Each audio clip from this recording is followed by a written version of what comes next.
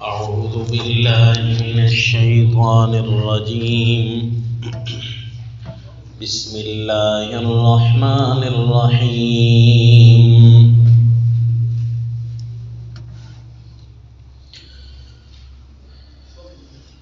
فقولا له قولا لينا لعله يتذكر أو يخشى.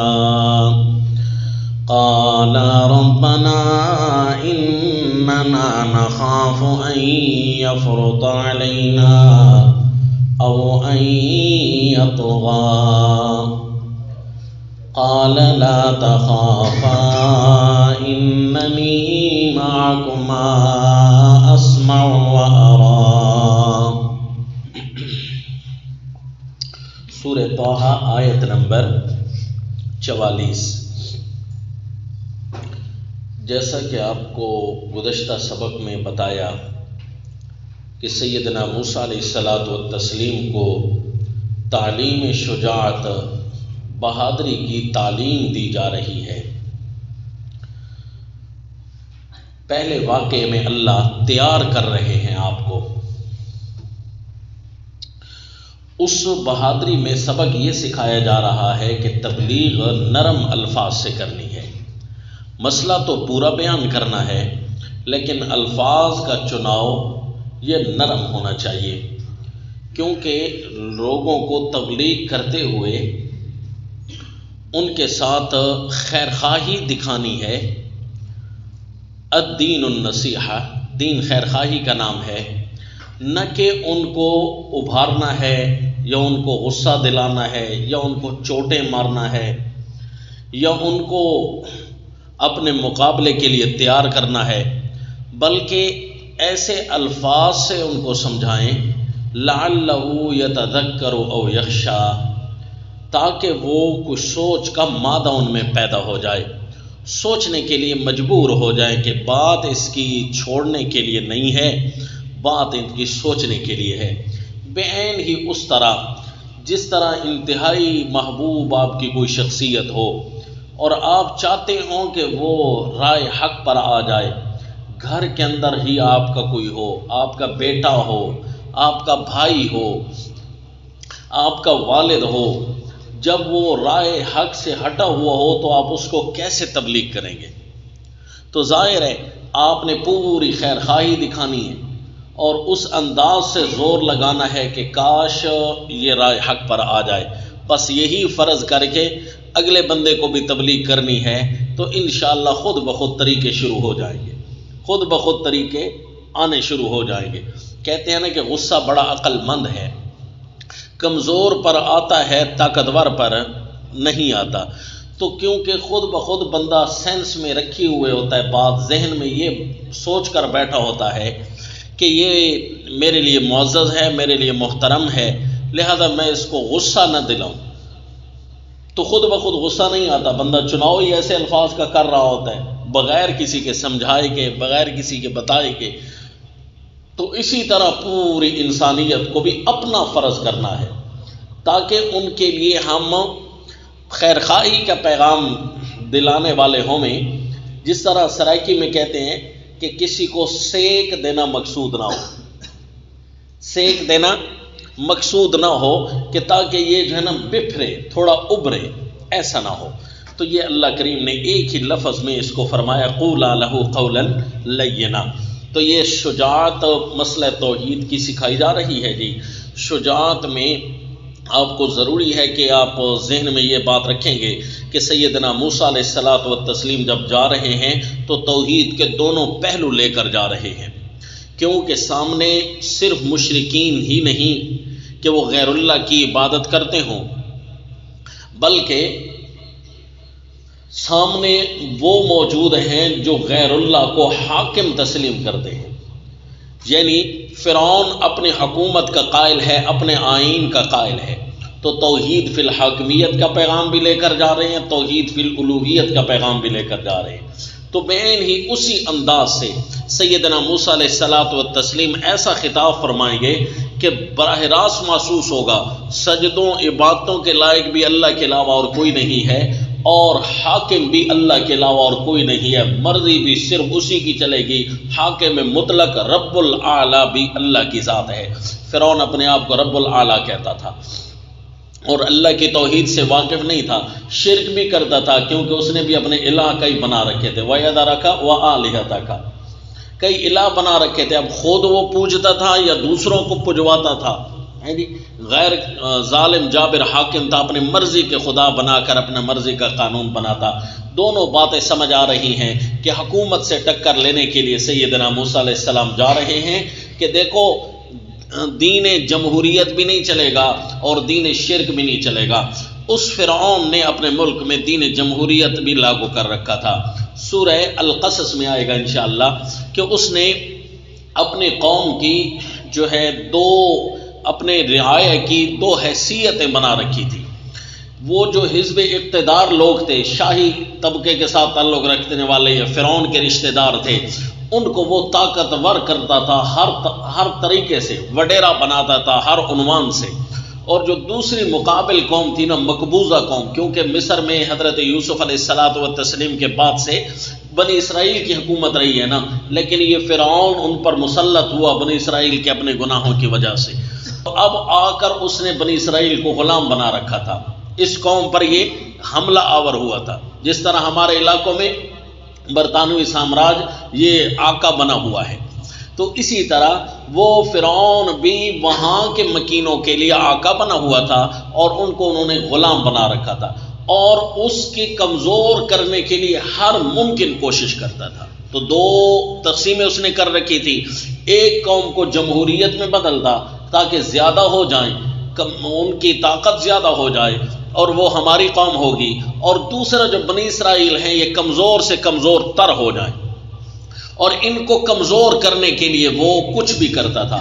مثلا یہ کرتا کہ ان کے مرد پیدا نہ ہوں یا ان کے مرد ختم ہو جائیں، جس طرح آج کل ویکسینیشن مشہور ہو چکی ہے کہ اس کے اندر ایک ایسی چیزیں ہیں جو مسلمانوں کو بانجھ بنانے کے لیے ہیں تاکہ ان کی نفریاں کمزور ہوں۔ تو وہ نفریوں کو توڑنے کے لیے جو فرعون تھا اس نے بنی اسرائیل کے بچوں کو ذبح کروانا شروع کیا، یستضعف طائفۃ منہم، وہ ایک جماعت کو کمزور کرتا تھا۔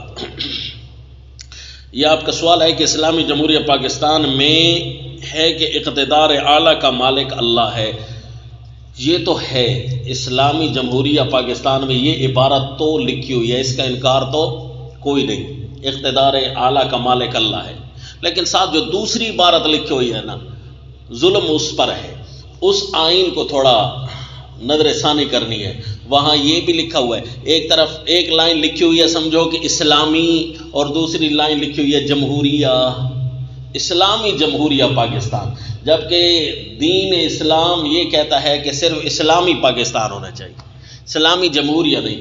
وہ لفظ بھی لکھا ہوتا ہے اور وہ لفظ بھی لکھا ہے، دونوں کے الفاظ کو ملا جلا کر ایک ایسے آئین بنانے کے لیے چور راستے بھی دریافت کیے جاتے ہیں دجالیات کی طرف سے کہ وہ اپنے مرضی کے شیطنت والے قانون مرضی لاگو کرتے پھریں، ان کو کوئی روکنے والا نہ ہو۔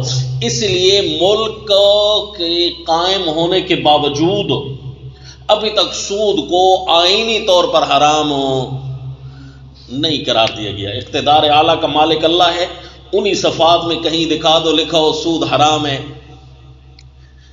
تو ایک لائن اگر لکھی ہے تو خیر ہے، دوسری لائن بھی تو دیکھیں، سمجھا؟ چلیں جی، نظام حکومت جو اس نے بنایا ہوا تھا تو یہ فرعون جو ہے جمہوریت کا بانی تھا جی، اس لیے کہ اس نے ایک پارٹی کو مضبوط سے مضبوط تر کرنا تھا افرادی قوت میں، اور دوسروں کو کمزور سے کمزور تر کرنا تھا افرادی قوت میں۔ اس نے کہا تھا جہاں جمہور ہوں گے وہیں اعلیٰ ہوں گے، چونکہ جمہوریت میں ہم ہیں لہذا رب العالی بھی ہم ہیں، لہذا ہماری مرضی چلے گی، ہم جو مرضی قانون بنی اسرائیل پر لاگو کریں، ہمیں کوئی توڑنے والا نہ ہو۔ تو یہ جی حضرت موسیٰ علیہ السلام دونوں قوموں کو سمجھانے بھی جا رہی ہیں، اقتدار اعلیٰ کا مالک اللہ ہے، قانون اللہ بناتا ہے، رب اللہ بنائے گا، سجدوں کے لائق بھی اللہ ہے، عبادت بھی تم نے اللہ کی کرنی ہے۔ اب دونوں قسم کے پیغام لے کر سیدنا موسیٰ علیہ الصلوۃ والتسلیم جائیں گے، اور چونکہ یہ جس طرح کے توحید فی الالوہیت شروع ہوئی تھی حضرت نوح علیہ السلام کے زمانے میں، توحید فی الحاکمیت شروع ہوئی ہے حضرت سیدنا موسیٰ علیہ السلام والتسلیم کے زمانے میں، کیونکہ سیدنا نوح علیہ السلام کے زمانے میں لوگ صرف شرک کرتے تھے، غیر اللہ کے سجدے، غیر اللہ کی باتیں، نظر و نیاز چڑھا دیں. اور فرعون کے زمانے میں لوگوں نے کہہ رکھا تھا جو فرعون صاحب کے منہ سے قانون نکلے گا وہی ہمارا مذہب ہے، وہی ہمارا دین ہے، لا الہ الا اللہ. یہ نہیں کہتے تھے بلکہ کہتے تھے فرعون ہمارا رب ہے، فرعون ہمارا الہ ہے، رب العالی ہمارا فرعون ہے. تو توحید فی الحاکمیت کا رد کرنے کے لیے سیدنا موسیٰ علیہ الصلوۃ والتسلیم تشریف لائے. اور اب یہ نکتہ بھی تھوڑا تھوڑا سمجھ آ رہا ہے کہ اچھا جی حضرت سیدنا نوح علیہ الصلوۃ والتسلیم توحید فی الالوہیت کے لیے آئے تھے، اللہ نے بڑی لمبی عمر آپ کو دی تھی، اور قوم فرعون کے پاس، فرعونیت کے پاس دو نکتوں کو سمجھانے کے لیے آئے تھے نا، تو دو قسم کے مناظرے وجود میں آ سکتے ہیں، براہ راست مشرکین سے اور براہ راست جمہوریت پسند لوگوں سے. دین فرعون کے دو قسم کے ملاؤں سے ٹکر ہوگی سرکاری، مشرکین کے اور جمہوریت کے. تو عین ممکن ہے دو طرف بندہ مناظرہ پورا نہ کر سکے، بندہ ایک طرف مصروف ہو، دوسروں کے چیلنج شروع ہو جائیں، اس لیے اللہ نے دو نبی بھیج دیے. تو دو پیغمبر ہیں. کیوں جی؟ عجیب انداز سے توحید پر موڑ ایک آ رہا ہے کہ اللہ تعالیٰ نے توحید فی الحاکمیت اور توحید فی الالوہیت کے لیے دونوں کو بھیج دیا جی. آئیے جی اب حضرت سیدنا موسیٰ علیہ السلام چونکہ انتہائی صاف طور پہلی دفعہ ایسا پیغام لے کر جا رہے ہیں تو آگے جائے بفرنا تو ہے نہ دشمن نے، حملہ آور تو ہونا ہے نا. تو اس لیے اللہ تعالیٰ پہلے سمجھا رہے ہیں کہ الفاظ کے چناؤ میں احتیاط کرنی ہے، الفاظ کے چناؤ میں ذرا بھی سختی نہ آنے پائے.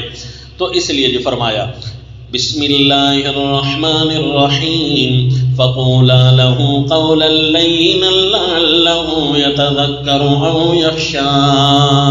تم دونوں جاؤ فرعون کی طرف اور تم دونوں کہنا قولا لین، بات اس کو نرم، لعلہ یتذکر او یخشی، این ممکن ہے وہ سوچے یا ڈر جائے، کم از کم مخالفت تو نہ کرے، یا تو خود سوچے گا اور وہ اسلام قبول کر لے گا، یا کم از کم ڈر جائے گا، تمہاری راہ میں رکاوٹ نہیں بنے گا. جو مرضی اپنا مکالمہ لے، ہمیں اللہ کی زمین پر اللہ کی باتیں تو پھیلانے دے، بہرحال ڈر جائے گا، تمہارے سامنے نہیں آئے گا. قالا، پہلی دفعہ دعا مانگی نا، اب جیسے ہی داخل ہونے لگے مشن میں، انٹرمشن ہونے لگے تو پھر دعا شروع کر دی.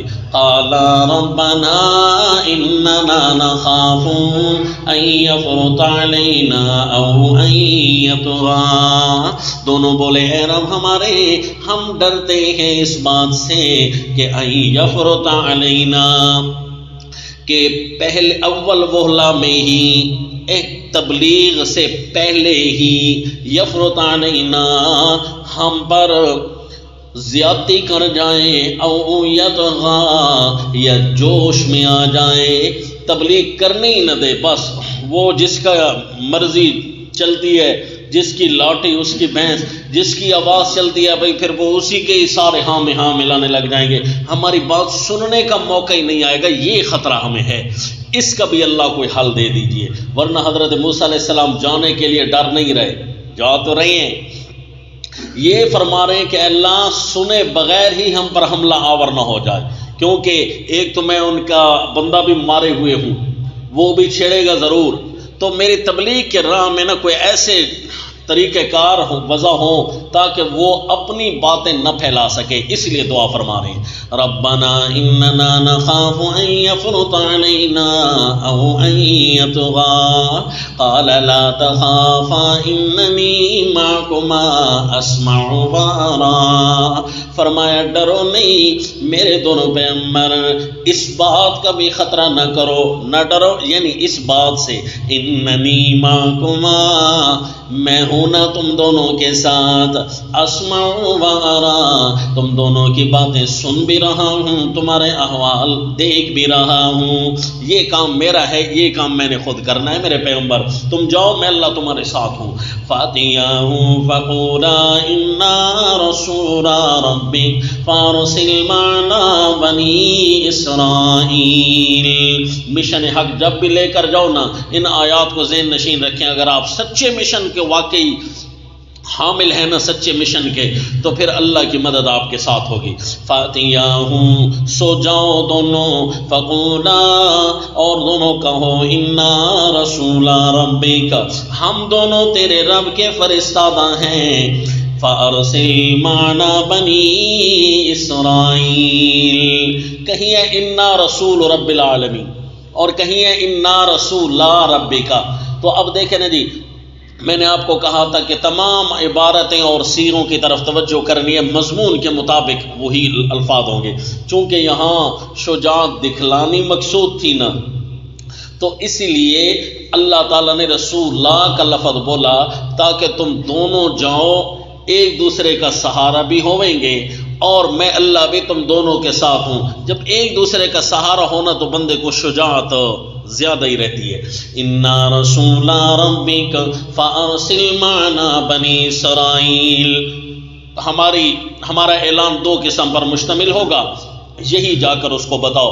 ایک تو ہم رب العالمین کی طرف سے فرستادہ ہیں، رسول بن کر آئے ہیں تمہارے، اور دوسرا کہ ظلم نہ کر قوم پر، یہ بنی اسرائیل پر تو وہ ظلم کے پہاڑ ڈھا رہا ہے۔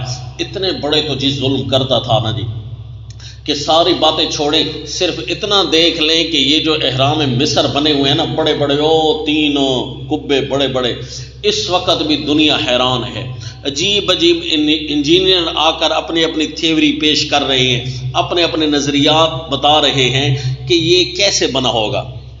اتنے بڑے بڑے پتھر ہیں، کیسے اٹھائے ہوں گے، یا ادھر ہی آ کر کوئی مکسچر تیار کر کے انہوں نے بنایا ہوگا، پھر اتنا اونچا رکھا ہوگا، پھر درمیان میں چھوٹے چھوٹے کمرے، اور ایسا عجیب سیمپل ہے کہ کہیں بھی ٹیڑھ نہیں ہے۔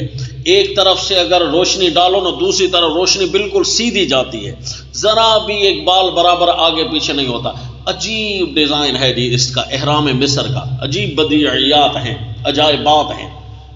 تو احرام مصر کو دنیا نے عجوبہ میں ڈالا ہوا ہے۔ تو یہ احرام مصر ظاہر ہے فرعون نے بنوائے ہیں بنی اسرائیل سے، اب پتہ نہیں کتنی جانیں گئی ہوں گی۔ آج تک جو ہے انجینئر اپنے اپنے ڈیزائن بنا کر بتا رہے ہیں کہ جی این ممکن ہے یوں کیا ہوگا، این ممکن ہے یوں کیا ہوگا، سینکڑوں بندے لاتے ہوں گے، ایک ایک پتھر کو گھسیٹ گھسیٹ کر یوں بنایا ہوگا۔ بہرحال جی ظلم تو اس نے کافی کیے، ظلم تو بہت زیادہ کیے۔ اللہ تعالیٰ درندوں اور ظالموں سے بچائے۔ یہ باقاعدہ طور پر آپ سورہ القصص میں بھی تھوڑا سنیں گے انشاءاللہ کہ یہ ظالم کیسے غالب آتے ہیں۔ اس کی وجہ یہی ہوتی ہے کہ پہلے بندہ خود اپنے اوپر ظلم کر بیٹھتا ہے، جب بندہ ظالم بن جائے نا تو ظالموں پر اللہ ظالم مسلط کر دیتے ہیں۔ تو آج ہمارے ملک میں اگر ٹماٹر مہنگے مل رہے ہیں اور ساتھ انڈیا میں ٹماٹر سستے ہیں، ساتھ دوسرے ملک میں سبزیاں سستی مل رہی ہیں، یہاں پر مہنگیاں ہیں، یہاں پر بجلی مہنگی اگر آپ کو مل رہی ہے، یہ نہ سوچو کہ فلاں فلاں ظالم ہم پر مسلط ہیں، یہ سوچو کہ ہم نے اپنے اوپر کتنا ظلم کر رکھا ہے، ہم اپنے اللہ کے کتنے نافرمان ہیں، اس لیے بھائی ظالم مسلط ہوتے ہیں، ورنہ ان کی کیا مجال ہے جن روحوں کو پیدا اللہ نے کیا ہے۔ لہذا جی حضرت سیدنا موسیٰ علیہ الصلوۃ والتسلیم نے فرمایا اب اللہ تعالیٰ نے وعدہ کیا ہے کہ اس قوم کو بچانا ہے، لہذا ان پر اب ظلم نہ کرو۔ یہ دو پیغام میں لے کر آیا ہوں، میں اللہ کے پیغام بھی لے کر آیا ہوں، یہ بھی، اور اس قوم کو بھی آزاد کروانے آیا ہوں۔ فَأَرْسِلْ مَعْنَا بَنِي إِسْرَائِيلَ وَلَا تُعَذِّبْهُمْ، اور ان کو ستا مت۔ میں نے کیا کیا جی؟ میں بنی اسرائیل کو بند کر کے بیٹھا ہوں، فرمایا ستا مت، عذاب نہ دے ان کو۔ ہر پروگرام تیرا، روزانہ کی نئی سکیم تیری، روزانہ کا نیا ٹیکس تیرا صرف اسی لیے آتا ہے کہ قوم کو میں ستاؤں، ان کو عذاب دوں، کسی نہ کسی طریقے سے ان کو تکلیف میں مبتلا رکھوں۔ لا تعذبہم، ان کو عذاب نہ دے۔ قد جئناک بآیۃ من ربک، ہم تیرے پاس لائے ہیں نشانی تیرے رب کی طرف سے، والسلام علی من اتبع الہدی۔ یہاں پر فرعون نے کچھ جملے کہے ہیں جو کہ مضمون صورت کے لیے نہیں تھے، وہ سورۃ شعراء میں انشاءاللہ آئیں گے۔ تو حضرت سیدنا موسیٰ علیہ الصلوۃ والتسلیم کے لیے اس نے جو سوال جواب کیا نا، جو مضمون صورت کے متعلقہ ہے، وہ اللہ نے یہاں بھی ارشاد فرمایا، والسلام علی من اتبع الہدی انا قد، سلامتی ہو ان پر جو مان لے خدا راہ کی بات، جو ہدایت کو مان لے، ان پر سلامتیاں ہی سلامتیاں اللہ کی طرف سے آتی ہیں۔ جو اللہ کی ہدایت کو ٹکرا دیا کرتے ہیں، جو اللہ کی رہنمائی کو نہیں مانتے، ان پر کبھی سلامتیاں نہیں، ان پر اللہ کی گرفت آیا کرتی ہے، پکڑ آیا کرتی ہے۔ والسلام علی من اتبع الہدی انا قد اوحی الینا۔ الفاظ سن رہے ہو نا جی قرآن کے، یہ ہمارے زندگی کے کچھ اصول حیات، زندگی کے کچھ اصول ہیں۔ میں ہر سال اپنے ساتھیوں کو کہتا رہتا ہوں کہ ایک کاپی پر ورقہ بنا لو اور اس کے اوپر لکھو اصول حیات، اس کی ہیڈنگ دو۔ قرآن کے ایسے چھوٹے چھوٹے جملے آئیں گے جن کو آپ نے اصول حیات کے طور پر لکھنا ہے۔ تو ایک اسی طرح صفحہ بنا لو اور اس کے اندر نمبر 1 اصول لکھ لو۔ اصل نمبر 1، السلام علی من اتبع الہدی۔ سلامتیاں ان کا حصہ بنتی ہیں، ان کا مقدر بنتی ہیں جو رہنمائی اور ہدایت کا تابع دار ہوتا ہے، ورنہ تو بھائی دکھ مصیبتوں کے لیے تیار ہو جاؤ۔ یہ اصل حیات ہے۔ حضرت سیدنا موسیٰ علیہ السلام نے بھی بتا دیا، فرعون بہت کھا لیا، بہت مار لیا، اب آئندہ کی سلامتی اگر چانی ہے نا تو راہ ہدایت کو اپنا لے۔ والسلام علی من اتبع الہدی، چہرے پر سنت نہیں، لباس پر سنت نہیں، کاروبار میں طریقہ نبی نہیں، گھر میں طریقہ نبی نہیں، تیار ہو جاؤ، کہیں نہ کہیں سے عذاب آئیں گے، کہیں نہ کہیں سے سلامتی کے دروازے ہم نے خود بند کر رکھے۔ اللہ یعوذ باللہ۔ والسلام علی من اتبع الہدی، کیونکہ قانون یہی ہے کہ سلامتیاں ان پر آیا کرتی ہیں جو ہدایت کا تابع دار ہو۔ انا قد اوحی الینا، ہمیں حکم ملا ہے، ان العذاب علی من کذب وتولی، کہ اس پر عذاب ہے جس نے جھٹلایا اور منہ پھیر لیا۔ ہماری رہنمائی کو جو جھٹلائے گا، مقابلہ کرے گا نا آ کر کہ نہیں یہ غلط ہے، اس پر بھی عذاب ہے۔ اور دوسرا آدمی وہ جو مقابلہ تو نہ کرے لیکن منہ پھیر لے، یعنی ہدایت سے اعراض کر لے، اپنے کام کرنے لگ جائے، گناہ کرنے لگ جائے، تو عذاب اس پر بھی آئے گا، دونوں پر عذاب آئے گا۔ ایک وہ مقابلہ کرنے والا اور ایک وہ بے شک ایمان اور لے آئے لیکن اللہ کی نافرمانی شروع کر دے، منہ پھیر لے دین کے احکام سے، عذاب اس پر بھی آئے گا۔ سلامتی والی بات کی تفسیر ہو گئی کہ نہیں؟ انا قد اوحی الینا ان العذاب علی من کذب وتولی، کیوں جی عذاب انہی پر آیا کرتے ہیں نا جو اللہ کی نافرمانی میں پیش ہوتے ہیں۔ یہاں پر ایک حوالہ لکھ لینا، انشاءاللہ کام آتا جائے گا۔ یہ سورت کا نام سورہ النساء،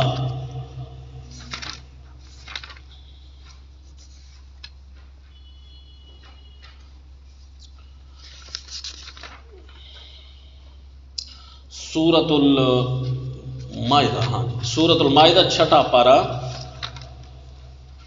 آیت نمبر 78، سورہ المائدہ آیت نمبر 78۔ لعن الذین کفروا من بنی اسرائیل علی لسان داؤد وعیسی ابن مریم ذلک بما عصوا وکانوا یعتدون کانوا لا یتناہون عن منکر فعلوا لبئس ما کانوا یفعلون۔ ملعون ہوئے وہ کافر جو بنی اسرائیل کے تھے، علی لسان داؤد و عیسی ابن مریم، حضرت داؤد اور حضرت عیسیٰ بیٹے مریم کی زبانی وہ ملعون قرار پا گئے۔ بنی اسرائیل والے کافر اللہ کے پیغمبر ان کی طرف آئے، نہ مانا تو اللہ کے پیغمبر کی طرف سے ملعون قرار پا گئے، سیدنا داؤد، سیدنا عیسیٰ علیہ السلام۔ کیوں جی؟ ذالک بما عصوا وکانوا یعتدون، اس لیے کہ وہ نافرمان تھے اور نافرمانی میں حد کو کراس کر جاتے تھے۔ گناہ سے پیچھے آنا، انہوں نے چھوڑ دیا تھا ہر وقت گناہوں کی زندگی میں، تو پھر ظاہر ہے جی عذاب تو آنا ہی ہے۔ بندہ کہے کہ بھائی عذاب اب کیوں آ رہے ہیں ہم پر، یہ حضرت موسیٰ علیہ السلام فرما رہے ہیں اِنَّا قَدْ أُوحِيَ إِلَيْنَا أَنَّ الْعَذَابَ عَلَىٰ مَنْ كَذَّبَ وَتَوَلَّىٰ۔ اچھا جی، اب یہ پہلا واقعہ ختم ہوا۔ حضرت موسیٰ علیہ السلام پر وہی شروع ہوئی تھی نا، پھر اللہ تعالیٰ ان کو ترتیب سارے سمجھاتے گئے، اصول قانون اور دشمن کی طرف اشارہ کرتے گئے، طریقہ تبلیغ سکھاتے گئے۔ یہاں آ کر اللہ تعالیٰ نے سارا پیغام بھی سنوایا کہ یہ اس طرح جا کر کہنا اِنَّا قَدْ أُوحِيَ إِلَيْنَا أَنَّ الْعَذَابَ عَلَىٰ مَنْ كَذَّبَ وَتَوَلَّىٰ۔ اب جی دوسرا واقعہ شروع ہو گیا۔ قَالَ فَمَن رَبُّكُمَا يَا مُوسَىٰ۔ جو باقی دور تفسیر القرآن کے طرز پڑھی بیٹھے ہوں تو وہ بھی ایک نقطہ یاد رکھیں کہ لا مشاءۃ فی الاصطلاحات، اصطلاحات اگر کسی بھی استاد کی تبدیل ہوتی رہے نا، کوئی ان واقعات میں سے کسی کو 10 حصے بنائے، کو 6 حصے بنائے، کو 5 حصے بنائے، تو وہ جو ہے اس میں کوئی تفسیر کے اندر فرق نہیں آتا، وہ صرف اصطلاحی فرق ہوتا ہے۔ باقی جو ہے قانون تو اسی طرح ہی چل رہا ہے نا، واقعہ تو پورا وہی چل رہا ہے۔ ہم اس واقعے کو دوسرا واقعہ یہاں سے شروع کرتے ہیں کیونکہ براہ راست الفاظ کا توافق یہی ہے، الفاظ کی موافقت میں جو واقعہ شروع ہوتا ہے نا تو ہم نے اس کے دوسرا واقعہ کہنا ہے۔ یہ دوسرا واقعہ شروع ہو گیا۔ قال فمن ربکما یا موسیٰ، پہلا واقعہ جی قبل التبلیغ، اور اب دوسرا واقعہ انٹرمیشن، تبلیغ شروع جی۔ میدان عمل میں اتر آئی تھی حضرت موسیٰ علیہ السلام، جیسے ہی آ کر وہی الغرض ساری باتیں فرمائی نا جو اللہ نے سکھائی تھی، تو اب فرعون کہنے لگا قال فمن ربکما یا موسیٰ، کہنے لگا کون ہے تم دونوں کا رب؟ آ گیا نا سوال، ٹکر آئی نا جی۔ پہلے توحید فی الحاکمیت اصل تھی حضرت موسیٰ علیہ السلام، کیونکہ وہ یا شرک کرتا نہیں تھا، کیونکہ اس کے شرک کی ترتیبیں سامنے نہیں ہے قرآن میں، صرف اس کی حاکمیت کا نعرہ سامنے ہے کہ انا ربکم الاعلی، میں ہوں تمہارا رب اعلیٰ۔ اس کا مطلب ہے توحید فی الحاکمیت اصل تھی حضرت موسیٰ علیہ السلام کے پیش نظر، اور توحید فی الالوہیت تو پھر ہے ہی صحیح، بالطبع ہے کہ سارے قانون اللہ کے چلیں گے۔ فرعون کہتا تھا نہیں حکومت تو میری ہے، تو اس لیے فوراً سوال بھی اس نے کیا ما رب العالمین، من ربکما یا موسیٰ، رب کوئی اور ہے؟ اس لیے اللہ نے امت محمد صلی اللہ علیہ وسلم کو بھی حکم دیا ہے کہ لا يتخذ بعضنا بعضا اربابا من دون اللہ، تم یہ کہا کرو ہم نے ایک دوسرے کو رب نہیں بنانا۔ رب کی باتیں مانی جاتی ہیں نا، کسی اور کی تو نہ استاد ہمارا رب ہے، نہ مرشد ہمارا رب ہے، حتیٰ کہ نبی بھی ہمارا نبی ہوتا ہے، رب نہیں ہوتا۔ اور یہود و نصارہ نے انبیاء کو بھی رب بنا رکھا تھا، اتخذوا احبارهم ورهبانهم اربابا من دون اللہ والمسیح ابن مریم، حضرت مسیح بیٹے مریم کو بھی رب بنا رکھا تھا۔ تو رب جو ہے وہ ہے جس کی ہر بات مانی جاتی ہے اور اس کی ہر مرضی نافذ ہوتی ہے، اس کی اپنی ہوتی ہے وہ مرضی، یہ ہوتا ہے رب۔ تو حضرت موسیٰ علیہ السلام نے جو فرمایا نا انا رسول رب العالمین، انا رسول رب، تو فوراً دین جمہوریت کا بانی اس کو کھٹک گئی بات، لگتا ہے یہ کسی اور کا نظام لانا چاہتے ہیں یا ہمارا طریقہ ختم کرنا چاہتے ہیں، ہم نے ایک طریقہ نظام متعارف کرایا ہوا ہے۔ تو فوراً سوال کیا من ربکما یا موسیٰ، اے موسیٰ تم دونوں کا رب کون ہے؟ قال ربنا الذی اعطا کل شیء خلقہ ثم ہدی۔ اور بڑے عجیب انداز سے طریقہ تبلیغ میں دلیل نکال کر آئے سیدنا موسیٰ علیہ السلام۔ کیا دلیل دی؟ رب ہمارا وہ ہے جس نے ہر ایک شے کو دی ہے بناوٹ۔ کیا مطلب جی؟ میرا جسم میری مرضی۔ پہلے حضرت موسیٰ علیہ السلام نے بھی اسی نقطے کو چھیڑا، کیا جی؟ جس کا جسم عطا کردہ ہے مرضیاں بھی اسی کی چلے گی۔ کون کہتے میرا جسم کو میرا جسم ہے جی؟ میرا جسم کسی اور کا عطا کردہ ہے، میرا جسم تو وہ میرا ہوتا جو میں خود بناتا، میرا جسم بھی مانگا ہوا ہے، میرا جسم جب مانگا ہوا ہے تو مرضی بھی کسی اور کی چلی، اس لیے حضرت نے جسم کے لفظ کو پہلے چھیڑا، یہ ربنا الذی اعطا کل شیء خلقہ۔ اس کا مطلب ہے دین جمہوریت کا پہلا نعرہ یہ ہے کہ جب ہم نے رہنا ہے تو مرضیاں ہم چلائیں گے نا، قانون ہم چلائیں گے، تو میرا جسم میری مرضی، یہ اصل میں دین جمہوریت کا نعرہ ہے، یہ اس کا حصہ ہے۔ جو بے شک نہ سمجھے، لیکن اسے کہنا چاہیے کہ یہ حضرت موسیٰ علیہ السلام نے تردید یہیں سے شروع کی، جس نے دی ہے ہر ایک چیز کو اس کی صورت، جس اللہ نے بنائی ہے ہر ایک شے کی شکل، رب تو وہ ہے، صرف اتنا نہیں کہ شکل بنا کر چھوڑ دیو، باقی بھائی خود اپنی خوراکیں ڈھونڈو نا، ثم ہدا، پھر راہ بھی سمجھائی ہے اللہ نے۔ بچہ پیدا ہوتا ہے، ماں کی بات بھی نہیں سمجھ سکتا، باپ کی بات تو سمجھنا درکنار، اللہ اسے بھی سمجھا رہا ہوتا ہے تو نے دودھ کہاں سے پینا ہے۔ چڑی کا بچہ ہوتا ہے، وہ بھی سمجھ رہا ہوتا ہے خوراک کے لیے ماں کے سامنے منہ میں نے کب کھولنا ہے، اور چڑیا کا بچہ بھی یہی سمجھتا ہے۔ یہ سمجھایا کس نے ہے؟ ثم ہدا، پھر اسی اللہ نے ہی رہنمائی کی ہے۔ قال فما بال القرون الاولی، آئے جی فرعون جواب تو نہ بنانا، یہ جواب دیتا ہے کہ نہیں نہیں جسم میرا ہے۔ حضرت نے فرمایا تیرا جسم تیرا تو نہیں ہے نا، تیرا جسم کسی اور کا بنایا ہوا ہے، تو اب چاہیے تو یہ تھا کہ اب میرا جسم میری مرضی والا کرتا نا، رد تو کرنے کی طاقت نہیں تھی نا، تو فوراً سوال کو پھیر دیا، کیا کہنے لگا؟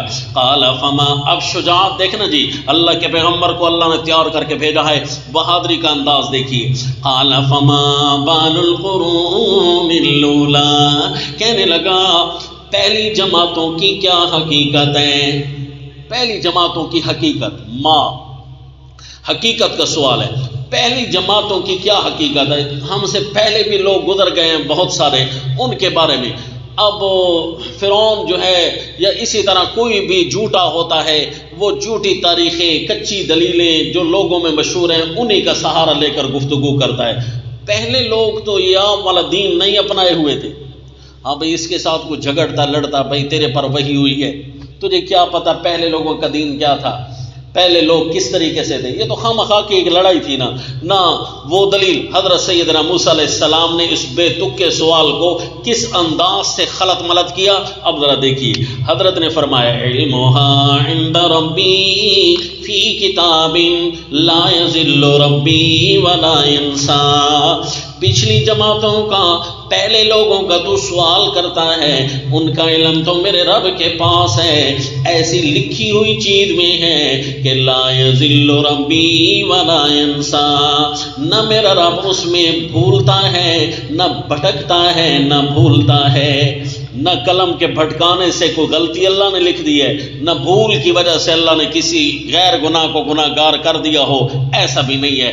اللہ کے پاس ان کے سارے حالات لکھے ہوئے ہیں جی، نہ تو مجھ سے پوچھ، نہ میں ان کا ذمہ دار ہوں، پتہ نہیں ان کا کیا نظریہ تھا، خواہ ایک چیز کا مجھے پتہ نہیں ہے تو کیوں چھیڑتا ہے، یا تجھے پتہ نہیں ہے اس کا کیوں چھیڑتا ہے، لا، یہ باتیں اللہ کی ہیں۔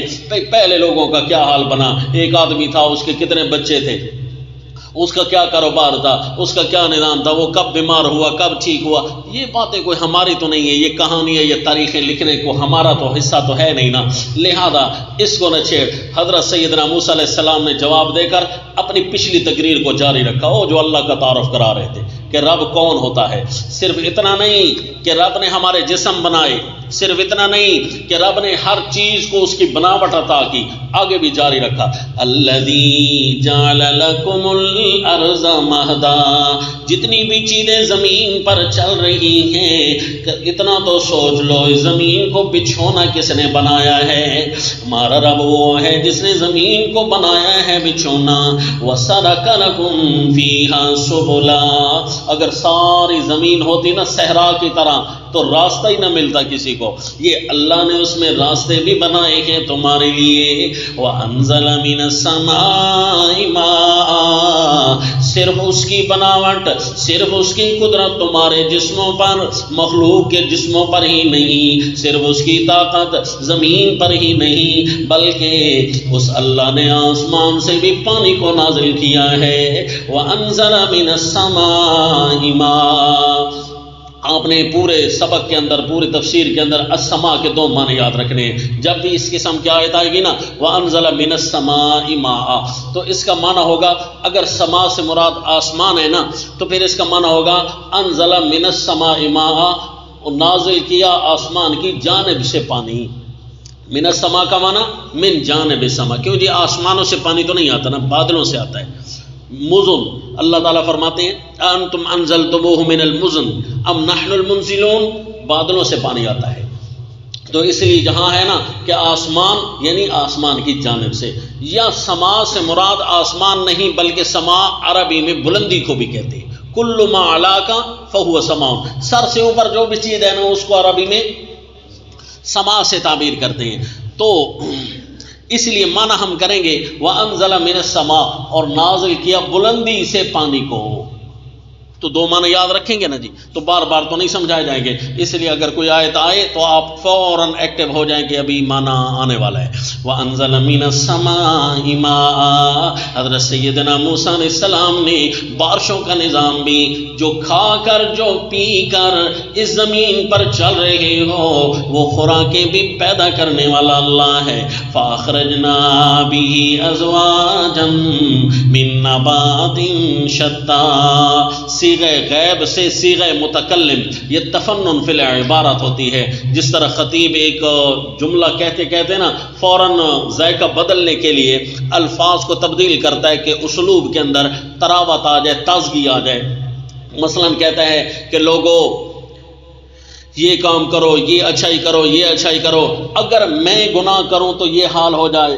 اور پہلے غیب کے سیغے مخاطب کے سیغے تھے نا، پھر فوراً متکلم کی طرف آ گیا، اگر میں یہ کام کروں تو یہ تفنن فی العبارت ہوتی ہے تاکہ اگلے کو جگایا رکھے، تاکہ اگلے کو ہوشیار رکھے. تو اس لیے پہلے غیب کے سیغے تھے، پھر فرمایا فاخرجنا، ہم نے نکالا اس سے طرح طرح کے من نبات شتا، سبزی، من نبات سبزیاں، شتا مختلف قسم، ازواجن شتا، پھر نکالے ہم نے طرح طرح کی اس کے اندر سبزیاں.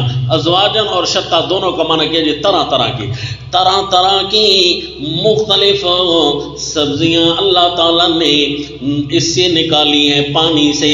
کیا مطلب جی؟ ایک تو ہے جی طرح طرح کی، مثلا کہیں تو پیاز ہے، کہیں آلو ہے، کہیں ٹماٹر ہے، یہ مختلف چیزیں. اور پھر ایک ہی چیز کو لے لو نا وہ بھی آپس میں مختلف ہے. مثلا ہر جگہ کا آلو ایک جیسا نہیں، اس کے اندر بھی تو تبدیلیاں ہیں. حالانکہ یسقا بماء واحد، پانی ایک ہی ساروں کو پلایا جاتا ہے. یہ حضرت سیدنا موسیٰ علیہ السلام ایک ہی جملے میں کئی رنگ بیان کر گئے. فَأَخْرَجْنَا بِهِ أَزْوَاجًا مِّن نَّبَاتٍ شَتَّىٰ كُلُوا وَارْعَوْا أَنْعَامَكُمْ إِنَّ فِي ذَٰلِكَ لَآيَاتٍ لِّأُولِي النُّهَىٰ، کھاؤ بھی اور چرواؤ اپنے چوپاؤں کو. إِنَّ فِي ذَٰلِكَ، بے شک اس بات میں نشانیاں ہیں، لیکن کس کے لیے جی؟ لِأُولِي النُّهَىٰ، عقل رکھنے والوں کے لیے. نشانیاں تو ہم نے بہت دے دی، دلائل تو ہم نے بہت دے دیے، لیکن کوئی عقل اگر استعمال کرے نا تو پھر سوچے گا کہ ہاں بھائی ہمارا تو کچھ بچا ہی نہیں ہے، سارا تو اللہ کا دیا ہوا ہے، پھر ہم اپنی مرضیاں کیوں چلائیں. اگر کوئی سوچے نا رب العالی حاکم اعلیٰ کون ہو سکتا ہے، یہی دلائل صرف سوچ کر پڑھا لکھا بھی آ جائے، بڑا بڑا سائنسدان بھی آ جائے، ادیب اور مفکر بھی آ جائے، صرف ان چند چیزوں پر بحث کریں یہ کیسے وجود میں آئی ہے، تو حیران ہو کر بیٹھ جائیں گے ہاں بھائی اس میں تو ہمارا کچھ بھی نہیں چلتا، اس میں تو ذائقہ سارا کا سارا ہمارا نہیں ہے، یہ ایک اللہ کا دیا ہوا ہے. منہا خلقناکم وفیہا نعیدکم ومنہا نخرجکم تارۃ اخری. پہلے بھی خالقیت سے بات شروع کی، تخلیق سے بات شروع کی، تخلیق پر آ کر ختم کی. منہا خلقناکم، اسی زمین کی جنس سے تم کو بنایا ہے. اب تم ذرا اپنی بناوٹ پر پھر غور کرو کہ بنایا تو اللہ نے ہے، اب یہ دیکھو کہ کس چیز سے بنایا ہے. اسی زمین کی جنس سے تمہیں بنایا ہے، یعنی تم مٹی سے بنے ہو. منہا خلقناکم، آپ کوئی کہے جی مٹی سے کیسے ہم بنے؟ ہم تو سارے خون، ہڈی، گوشت، پوست، ان چیزوں سے ہم بنے ہوئے ہیں. ہمارا اول مادہ جو ہے حضرت آدم علیہ السلام، مٹی کیسے ہے؟ دہری کہتے ہیں نا. تو پھر آج کل کم از کم سائنسدان ان کو جھٹلا رہے ہیں، اور جتنی سے بڑی دوربین، خوردبین، یہ اگر وہ دریافت کرتے ہیں نا تو انسانی اعضاء پر وہ اس کو زوم کرنا شروع کرتے ہیں قریب سے قریب کر دیں، حتیٰ کہ وہ کہتے ہیں کہ اس چمڑے کا جب بھی آخری مادہ جو ہمیں نظر آتا ہے نا وہ مٹی ہے۔ وہ کیا ہے جی؟ مٹی ہے۔ اس لیے انسان کی جو باڈی ڈیڈ ہو جاتی ہے، زمین کے حوالے کی جاتی ہے، تو یہ بھی مٹی بن جاتی ہے، یہ ختم ہو جاتی ہے۔ منہا خلقناکم وفیہا نعیدکم، پھر اسی زمین میں ہم تمہیں دوبارہ ملا دیں گے۔ صرف انبیاء کرام کے وجود مقدسہ، کیونکہ آیات کی صراحت ہے کہ سلام علی المرسلین، کہ مرسلین پر سلامتی ہوتی ہے، تو سلامتی کامل ظاہر باہر میں یہی ہے کہ ان کا ہر قسم کی سلامتیوں میں ان کا ظاہری وجود بھی سلامت رہتا ہے، تو سلامتی کامل یہی ہے۔ سوائے انبیاء کے باقی ساروں کے اجسام کے زمین میں ملنے کا قانون اللہ نے بنا دیا۔ منہا خلقناکم وفیہا نعیدکم، منہا خلقناکم وفیہا نعیدکم ومنہا نخرجکم تارۃ اخری۔ حضرت نے یہ نہیں فرمایا کہ ہم مٹی سے پیدا ہوئے پھر ہم مٹی میں ہی مل جائیں گے، مٹی سے تو سارے پیدا ہوئے لیکن ملیں گے تو نہیں نا انبیاء غیر انبیاء، اس لیے جو انداز تخاطب تھا وہ بھی تبدیل ہے۔ اللہ کے ہر لفظ میں حکمت ہے جی۔ منہا خلقناکم، اسی زمین کی جن سے تمہیں بنایا ہے، وفیہا نعیدکم، اور اسی زمین میں تمہیں دوبارہ لوٹائیں گے، مٹی کے ساتھ مٹی کریں گے، ومنہا نخرجکم تارۃ اخری، اور اسی زمین سے ہم تم کو نکالیں گے دوسری بار۔ بے شک جو جلا کر راکھ کر دیں یا جلا کر دھواں بنا کر اڑا دیں، بالآخر ان کے ذرے جو ہے مٹی کی جنس ہی بنا کرتے ہیں، جو بھی ہو نا مٹی تو انہوں نے بننی ہے، چاہے آگ میں جا کر، چاہے ویسے سوکھ کر، چاہے ایسے گل سڑ کر۔ حتیٰ کہ غالباً سنا ہے جاپان میں ایک ایسا علاقہ بھی ہے دور دراز افتادہ علاقوں میں، جنگلوں میں، کوئی ایسا بھی ٹرائبل ایریا آتے ہیں کہ وہاں مردوں کو نہ دفن کرتے ہیں نہ جلاتے ہیں، کچھ بھی نہیں کرتے، بلکہ ان کو نئے کپڑے پہنا کر سامنے بٹھا دیتے ہیں، ان کو باندھ کر بٹھا دیتے ہیں۔ تو واقعی جو ان کی انہوں نے تصویریں شکلیں دکھائیں وہ سوکھتا رہتا ہے، تو ہر سال اپنے بھی کپڑے خریدتے ہیں، ان کے لیے بھی خریدتے ہیں، وہ سوکھتے رہتے ہیں۔ جس طرح آپ گوشت کو تار کے اوپر لٹکا دو سوکھ ہی جاتا ہے نا، تو اس طرح ان کے بابا اماں سارے سوکھتے رہتے ہیں۔ تو یوں جا کر ان کو سالانہ ان کو لباس پہناتے ہیں، پھر آتے ہیں پوتے پڑ پوتے، تو یہاں تک پہلا دادا تقریباً اڑ چکا ہوتا ہے، تو پھر وہ اگلوں کا حصہ، پھر اس کو پتہ نہیں اٹھا کر کہاں پھینکتے ہوں گے، بھئی یہ تو اب ہمارا نہیں ہے، پتہ نہیں کس کا ہے، بھول جاتا ہے نا بندہ۔ تو اس لیے بعد میں دوسرے پھر اس طرح یہ نظام ہے ان کے ہاں۔ جو بھی کہو باڈی تو وہ ختم ہی ہو جاتی ہے نا، چمڑا تو ختم ہی ہو جاتا ہے نا، نرم ہڈیاں جلدی ختم ہو جاتی ہیں، ساختہ ہڈیاں مشکل سے جا کر ختم ہوتی ہوں گی، بہرحال زمین کے ساتھ تو ملنا ہے۔ تو اب بتاؤ کس کی مرضی چل رہی ہے؟ ابتدا سے لے کر انتہا تک تو رب العالی کوئی اور ہے، نشانیاں تو کوئی اور ہے، اس کو سمجھایا بتایا، حتیٰ کہ وَلَقَدْ أَرَيْنَاهُ آيَاتِنَا كُلَّهَا فَكَذَّبَ وَأَبَىٰ، البتہ تحقیق دکھائی ہم نے اس کو، آیاتنا اپنی ساری نشانیاں، کلہا ساری نشانیاں جی، ہاں جو اس کی کھوپڑی میں آ سکتی تھیں، جو اس کے لیے ضروری تھی، حاکم اعلیٰ منوانے کے لیے جو نشانیاں ضروری تھی نا وہ ساری دکھائیں۔ ویسے کل حقیقی مراد نہیں ہے بھئی ساری نشانیاں، نہ جی، جو اس کو سمجھ آ سکتی تھی یا جو اس فرعون کے لیے رب العالی کے اس کے جو معیار اپنا بنا رکھا تھا نا، اس نے اس کو ختم کرنے کے لیے جو نشانیاں درکار تھی نا وہ ہم نے ساری بتائیں۔ وَلَقَدْ أَرَيْنَا، اچھا جی ساری جو بتائی ہوں کہاں سے شروع ہوئے؟ آسمان، زمین، فضا، جانور، بناوٹیں، شکلیں، مخلوقیں، پانی، بوٹے، درخت، سب کچھ بتا تو دیا نا، باقی بچا کیا ہے وہ ذرا نکال کر دکھاؤ، کچھ بچا ہو تو۔ ابتدا اور انتہا سیدنا موسیٰ علیہ السلام نے بیان کر دی، بچا تو کچھ نہیں ہے نا۔ سوچتا اپنے آپ کو جو کہتا کہ میں ما اریکم الا ما ارا، بس میں جو سوچتا ہوں نا میں قوم کو بھی وہی سمجھانا چاہتا ہوں، تو اپنے آپ کے بارے میں بڑے اس کے دعوے ہوتے تھے۔ تو ہم نے بھی اس کو ساری نشانیوں پر گھما گھما کر لیا ہے۔ کوئی درخت تو نے بنایا ہو بتا دے، کوئی زمین کا ٹکڑا تو نے بنایا ہو، اور کسی پانی کو تو نے تخلیق کیا ہو، اچھا کوئی جانور تو نے بنایا ہو، کسی انسان کو تو نے بنایا، کوئی ایک چیز تو بتانا۔ اور جناب کچھ بھی جواب نہ دے سکا۔ فَكَذَّبَا جھٹلانے لگ گیا، وَابَا اور نہ مانا، اس نے انکار کیا۔ قَالَ أَجِئْتَنَا دکھایا نا جی سانپ، ابھی چاہتا تو حملہ کرتا نا جی، لیکن حضرت کے پاس تو سانپ بھی تھا، جیسے ہی سانپ دکھایا نا تو اس نے پھر اگلا پینترا، سیاسی تھا نا جمہوری۔ قال جئتنا لتخرجنا من ارضنا بسحرك یا موسیٰ، کہنے لگا تو آیا ہے اس لیے کہ نکالے تو ہم کو ہمارے ملک سے اپنے جادو کے زور پر، بسحرک اپنے جادو کے زور پر، یا موسیٰ سیاسی چال اس نے چلائی، لگتا یہ ہے تو ہمیں ہمارے ملک سے نکالنے آیا ہے۔ فلناتینک ابھی جواب آگے سنتا نا، لیکن نہ جی جواب تو سننا نہیں ہے، کیونکہ یہاں پر جھوٹے نے مناظرے کا طریقہ یہی رکھا ہوا ہے کہ صرف اٹیک کر کے دلیل سنے بغیر بھاگ جاؤ، کیونکہ اگر تم نے جواب سنا نا تو تمہیں نیست و نابود کر دیا جائے گا۔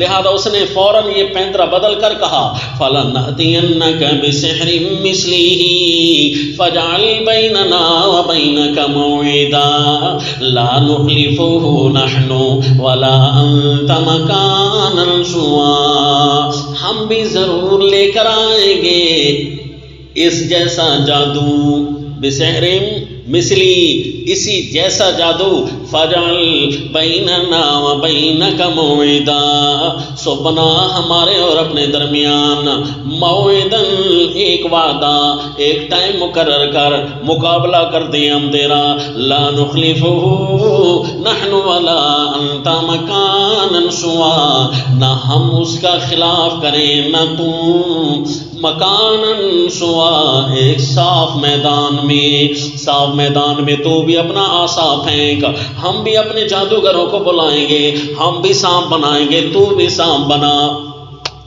اب اگر حضرت یہاں پس و پیش سے کام لیتے نعوذ باللہ تو ظاہر ہے جی وہ تو سارے فرعون زندہ باد کے نعرے لگا رہے تھے، ان کی تو آواز ہی دب جاتی، تو حضرت نے کسی کو بولنے کا موقع ہی نہیں دیا۔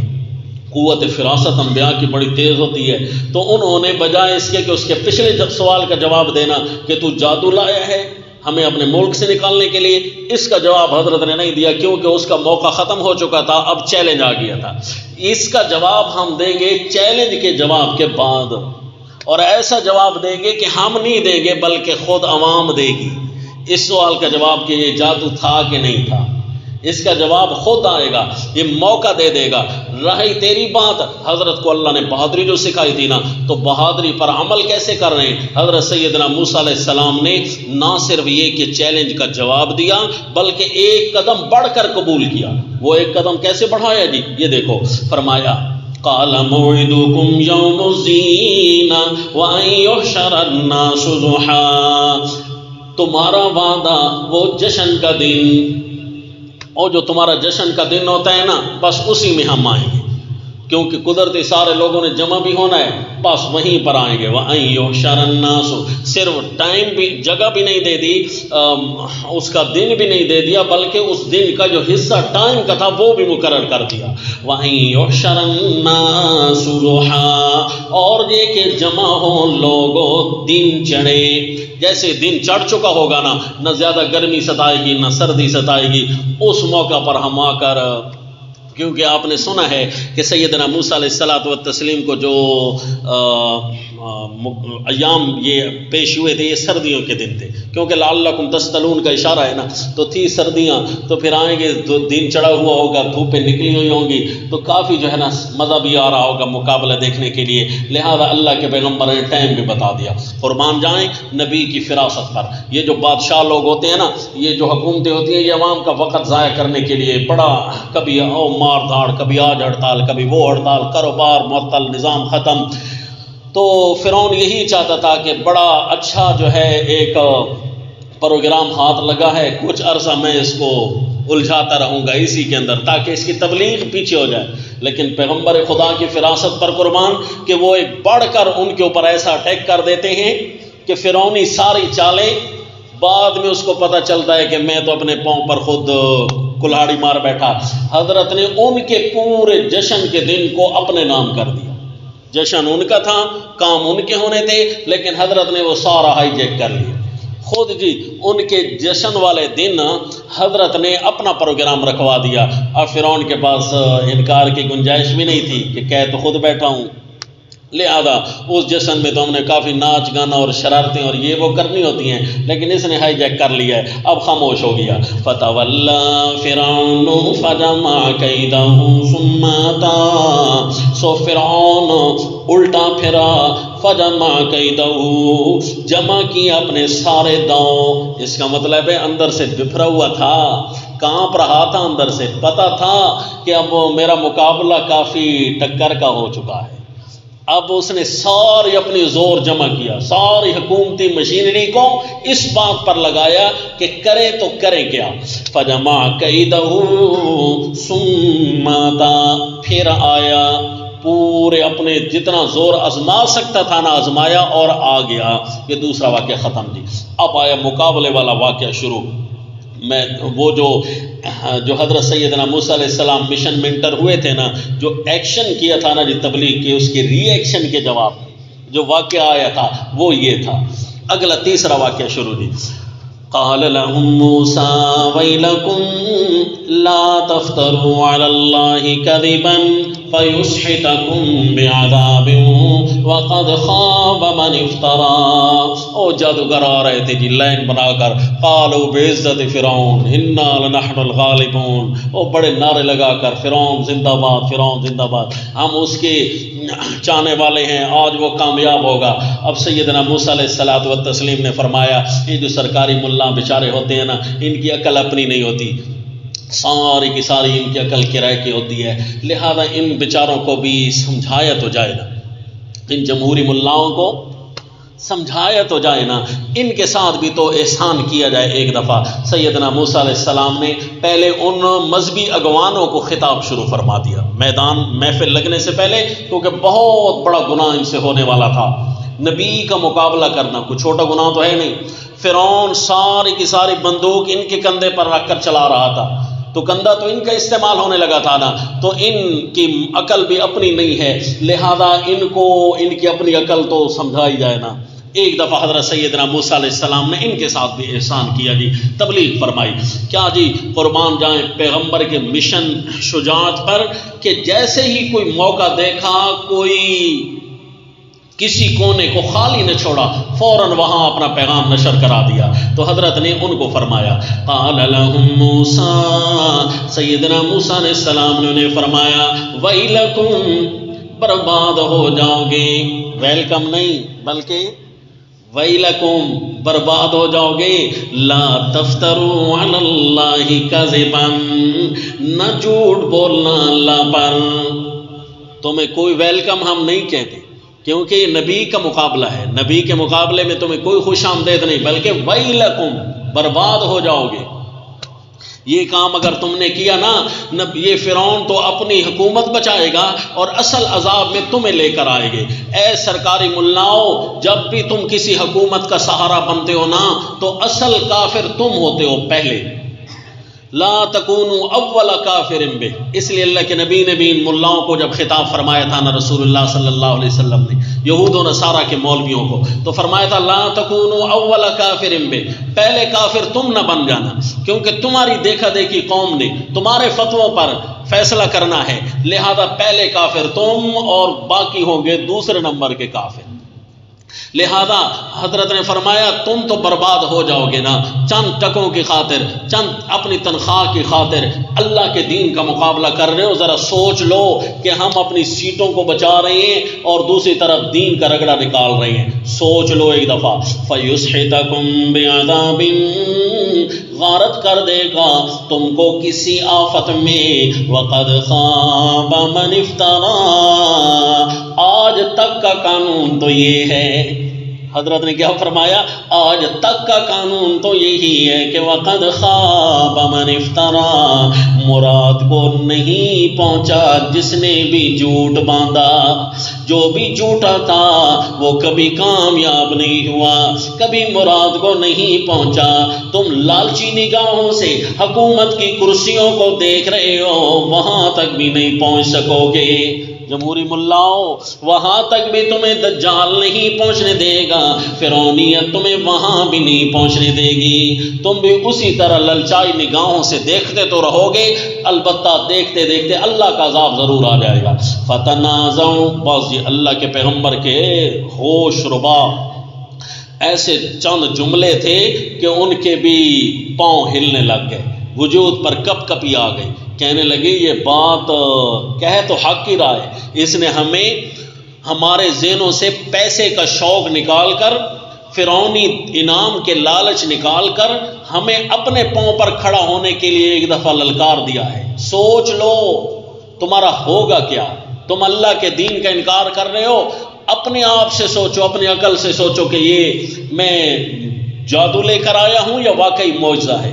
تم فرعون کے کہنے پر میرا مقابلہ کرنے آئے ہو، بس جب ان کے پاؤں لڑکھڑائے نا تو آپس میں ان کا جھگڑا شروع ہو گیا، کوئی کہتا تھا بس ٹھیک ہے جی اس کی مانتے، کوئی کہتا تھا نو جی نو حضرت فرعون یہ ناراض ہو جائے گا۔ فتنازعوا بینہم، پھر جھگڑے اپنے کام پر، آپس میں جھگڑا کرنے لگے، لیکن جھگڑا بھی چھپ چھپ کر کرتے تھے۔ وَأَسَرُّوا النَّجْوَىٰ، چھپ کر کیا انہوں نے مشورہ، تاکہ فرعون یہ نہ دیکھ لے بھئی یہ کیا، بھئی ہمارے مولوی آپس میں لڑ رہے ہیں۔ قالوا، بالآخر جو ان کے اگوان تھے نا انہوں نے کہا یار کیوں، اسی کو تو جادوگر کہتے ہیں کہ دو جملے بولتا ہے اور دماغ کو پھیر دیتا ہے۔ ان ھذانی لساحرانی، لام خبر پر آئے تو یہ ان مخففہ من المثقلہ ہوتا ہے نا، ان ھذین لساحرانی، تو ان ملغى عن العمل ہو جاتا ہے جب وہ ان بن جاتا ہے۔ ان ھذانی لساحرانی، یہ ہیں تو بے شک دونوں جادوگر، یریدانی، یہ چاہتے ہیں ان یخرجاکم من ارضکم، کہ نکال دے تمہیں تمہارے ملک سے، بسحرہما، اپنے جادو کے دور سے، ویذھبا بطریقتکم المثلی، اور ختم کر دے تمہارے اچھے خاصے چلن کو، شیخ الہند کا معنی تمہارے اچھے خاصے چلن کو یہ ختم کرنا چاہتے ہیں۔ تمہارے ملک میں جو طریقہ رائج ہے بڑے امن والا طریقہ ہے، بڑے اچھا طریقہ ہے، بڑا خوبصورت طریقہ ہے، فرعون کا بنایا ہوا دین جمہوریت ہے، بڑا حاوی ہے، لہذا اس کو یہ ختم کرنا چاہتے ہیں، اس طریقہ کو اصل میں یہ لے جانا چاہتے ہیں۔ سمجھ آئی نا جی کہ حضرت کی جو پہلا اور اصل حملہ تھا وہ توحید فی الحاکمیت کا تھا، کہ قوم جس شرک میں مبتلا تھی نا وہ حاکمیت کی تردید میں، کہ اللہ کے قانون کے مقابلے میں، اللہ کی مرضیوں کے مقابلے میں دوسروں کی مرضیوں کو، دوسروں کو رب العالم مانتے تھے۔ تو اس لیے انہوں نے کہا نا کہ ہمارا ایک طریقہ رائج ہے اور اس طریقے کو ختم کرنا چاہتے ہیں، یہ نہیں کہ ہمارے الہوں کو ختم کرنا چاہتا ہے۔ صرف اتنا نہیں کہا انہوں نے، وہ یہ نہیں کہہ رہے وَيَذَرَكَ وَآلِهَتَكَ، تجھے بھی چھوڑتا ہے اور تیرے الہوں کو وہ دوسرے نمبر پر کہا کہ تجھے تیری ربوبیت کے دعوے ختم کرنا چاہتا ہے، تجھے حاکم اعلیٰ نہیں ماننا چاہتا۔ فَأَجْمِعُوا كَيْدَكُمْ، مقرر کر لو اپنی تدبیر۔ جادوگر آپس میں کہنے لگے یار آپس میں نہ لڑو، مقرر کر لو اپنی تدبیر۔ ثُمَّ أَتُوا صَفًّا، پھر آؤ قطار باندھ کر، ایک ایک کر کے اپنے اپنے جادو دکھانا شروع کر دو، ایک ایک کر کے اپنی لاٹھیوں کو سانپ بنانا شروع کر دو۔ اس کی ایک کی لاٹھی ہے، ہماری بہت ساری لاٹھیاں اور رسی ہیں، یہ بہت سارے سانپ بن جائیں گے۔ وَقَدْ أَفْلَحَ الْيَوْمَ مَنِ اسْتَعْلَىٰ، اور آج جیت گیا جو غالب رہا۔ افلاح، آج جیت گیا، من استعلیٰ، جو غالب رہا۔ ہم بہت ساری رسیاں اور لاٹھیوں کو سانپ بنائیں گے اور یہ ایک کو۔ قالوا یا موسیٰ، وہ آئے سینہ تان کر اپنا روب جمانے کی خاطر۔ قالوا، کہنے لگے اے موسیٰ، اما ان تلقیا، اس لیے کہتے ہیں بادلوں کی گرج سے گھبرایا نہ کرو۔ اگر یہ جھوٹے جس بھی زور سے آ کر گھبرانے کی کوشش کریں نا، گھبراؤ نہیں، یہ ابتدائی زور دکھائیں گے، خیر لگنے دو ان کو۔ اے قالوا یا موسیٰ، کہنے لگے اے موسیٰ، اما ان تلقیا، ہے تو جھوٹا، نعوذ باللہ، تو نے جیتنا تو ہے نہیں، چل تیرا یہ ارمان بھی ہم ختم کر دیں، پہلے تو جادو کرتا ہے یا ہم کرتے ہیں، یہ مرضی بھی تجھے دیتے ہیں، تو نے آج تو کچھ بچنا تو ہے بس، ہم اتنے زیادہ اور تو اکیلا، تو آج بچنے والا نہیں ہے، چل یہ بھی ہم تیرا ارمان پورا کر دیتے ہیں، اما ان تلقی و اما ان نکون اول من نلقا، تو ڈالتا ہے اپنا عصا یا ہم ڈال لیں، ہم ہمیں پہلے ڈالنے والے، قال بل القوا، فرمایا اللہ کے پیغمبر نے تم ڈال لو، اجازت نہیں دی حضرت نے کہ ٹھیک ہے جی کرو مقابلہ، کیونکہ اجازت تو یہ کفر کی نعوذ باللہ بنتی ہے نبی کا مقابلہ کرنا، اس لیے ہماری سریکی میں اس کا معنی یہ ہوتا ہے بل القوا، یہ مرضی نے مقابلہ من لو، یہ مرضی نے جو کرنا ہے نا خود کرو، بل القوا جو مرضی مقالہ پہلے من لو، فَإِذَا حِبَالُهُمْ وَعِصِيُّهُمْ يُخَيَّلُ إِلَيْهِ مِنْ سِحْرِهِمْ أَنَّهَا تَسْعَىٰ، اچانک جی ان کی رسیاں اور ان کی لاٹیاں، یخیل الیہ حضرت کے خیال میں ڈالی جاتی، حضرت شیخ الہند نے معنی کیا حضرت کے خیال میں آئیں، ان کی لاٹیاں اور رسیاں حضرت کے خیال میں آئیں، من سحرہم ان کے جادو سے، کہ انہا تسعیٰ کہ وہ دوڑ رہی ہیں، حضرت کے خیال میں کیا آئیں کہ وہ دوڑ رہی ہیں، حضرت سیدنا موسیٰ علیہ الصلوۃ والتسلیم۔ اچھا جی، سحروا اعین الناس، لوگوں کے آنکھوں پر بھی انہوں نے جادو کیا، وجاؤ بسحر عظیم، قرآن کہتا ہے بہت بڑا جادو لے کر آئے، اور اچھا حضرت کو محسوس ہو رہا تھا کہ نہیں؟ آپ کے خیالات میں وہ لاٹھیاں سانپ بن کر نظر آ رہی تھی کہ نہیں؟ قرآن کہتا ہے آ رہی تھی، انہا تسعیٰ کہ وہ بھاگ رہی ہیں۔ اب ہم کہتے ہیں جار مجرور کا جو مرضی تعلق جہاں بناؤ، یخیلو کے متعلق نہیں بناؤ گے نا، یخیلو من سحرہ، خیال آتا تھا ان کے جادو کی وجہ سے، یہ جو جادو انبیاء کرام کے اوپر جادو کرنا ہمارا کوئی شوق ہے جی؟ انبیاء پر بھائی جادو ہو جائے ہمارا شوق ہے، لیکن اگر کسی نے جادو کیا ہے اور اللہ فرما رہے ہو گیا ہے، اللہ کے پیغمبر کو لاٹھیاں بن کر نظر آ رہی ہیں، تو اب اس واقعے کا انکار کرنا بھی کفر ہوگا کہ نہیں ہوگا؟ لہذا یہ مسئلہ اصولی مسئلہ ہے، نص کا انکار نہ کرے، یہ نبی کی محبت میں آ کر غلو نہ کرے مشرکین کی طرح کہ اللہ کی باتوں کا بھی انکار ہو جائے کہ آپ صلی اللہ علیہ وسلم کے ساتھ اتنی محبت کہ عالم الغیب بنا ڈالا، نعوذ باللہ، قرآن کی آیتیں چلی گئی، انبیاء کے ساتھ اتنی محبت کہ انبیاء پر جادو ہو ہی نہیں سکتا جی۔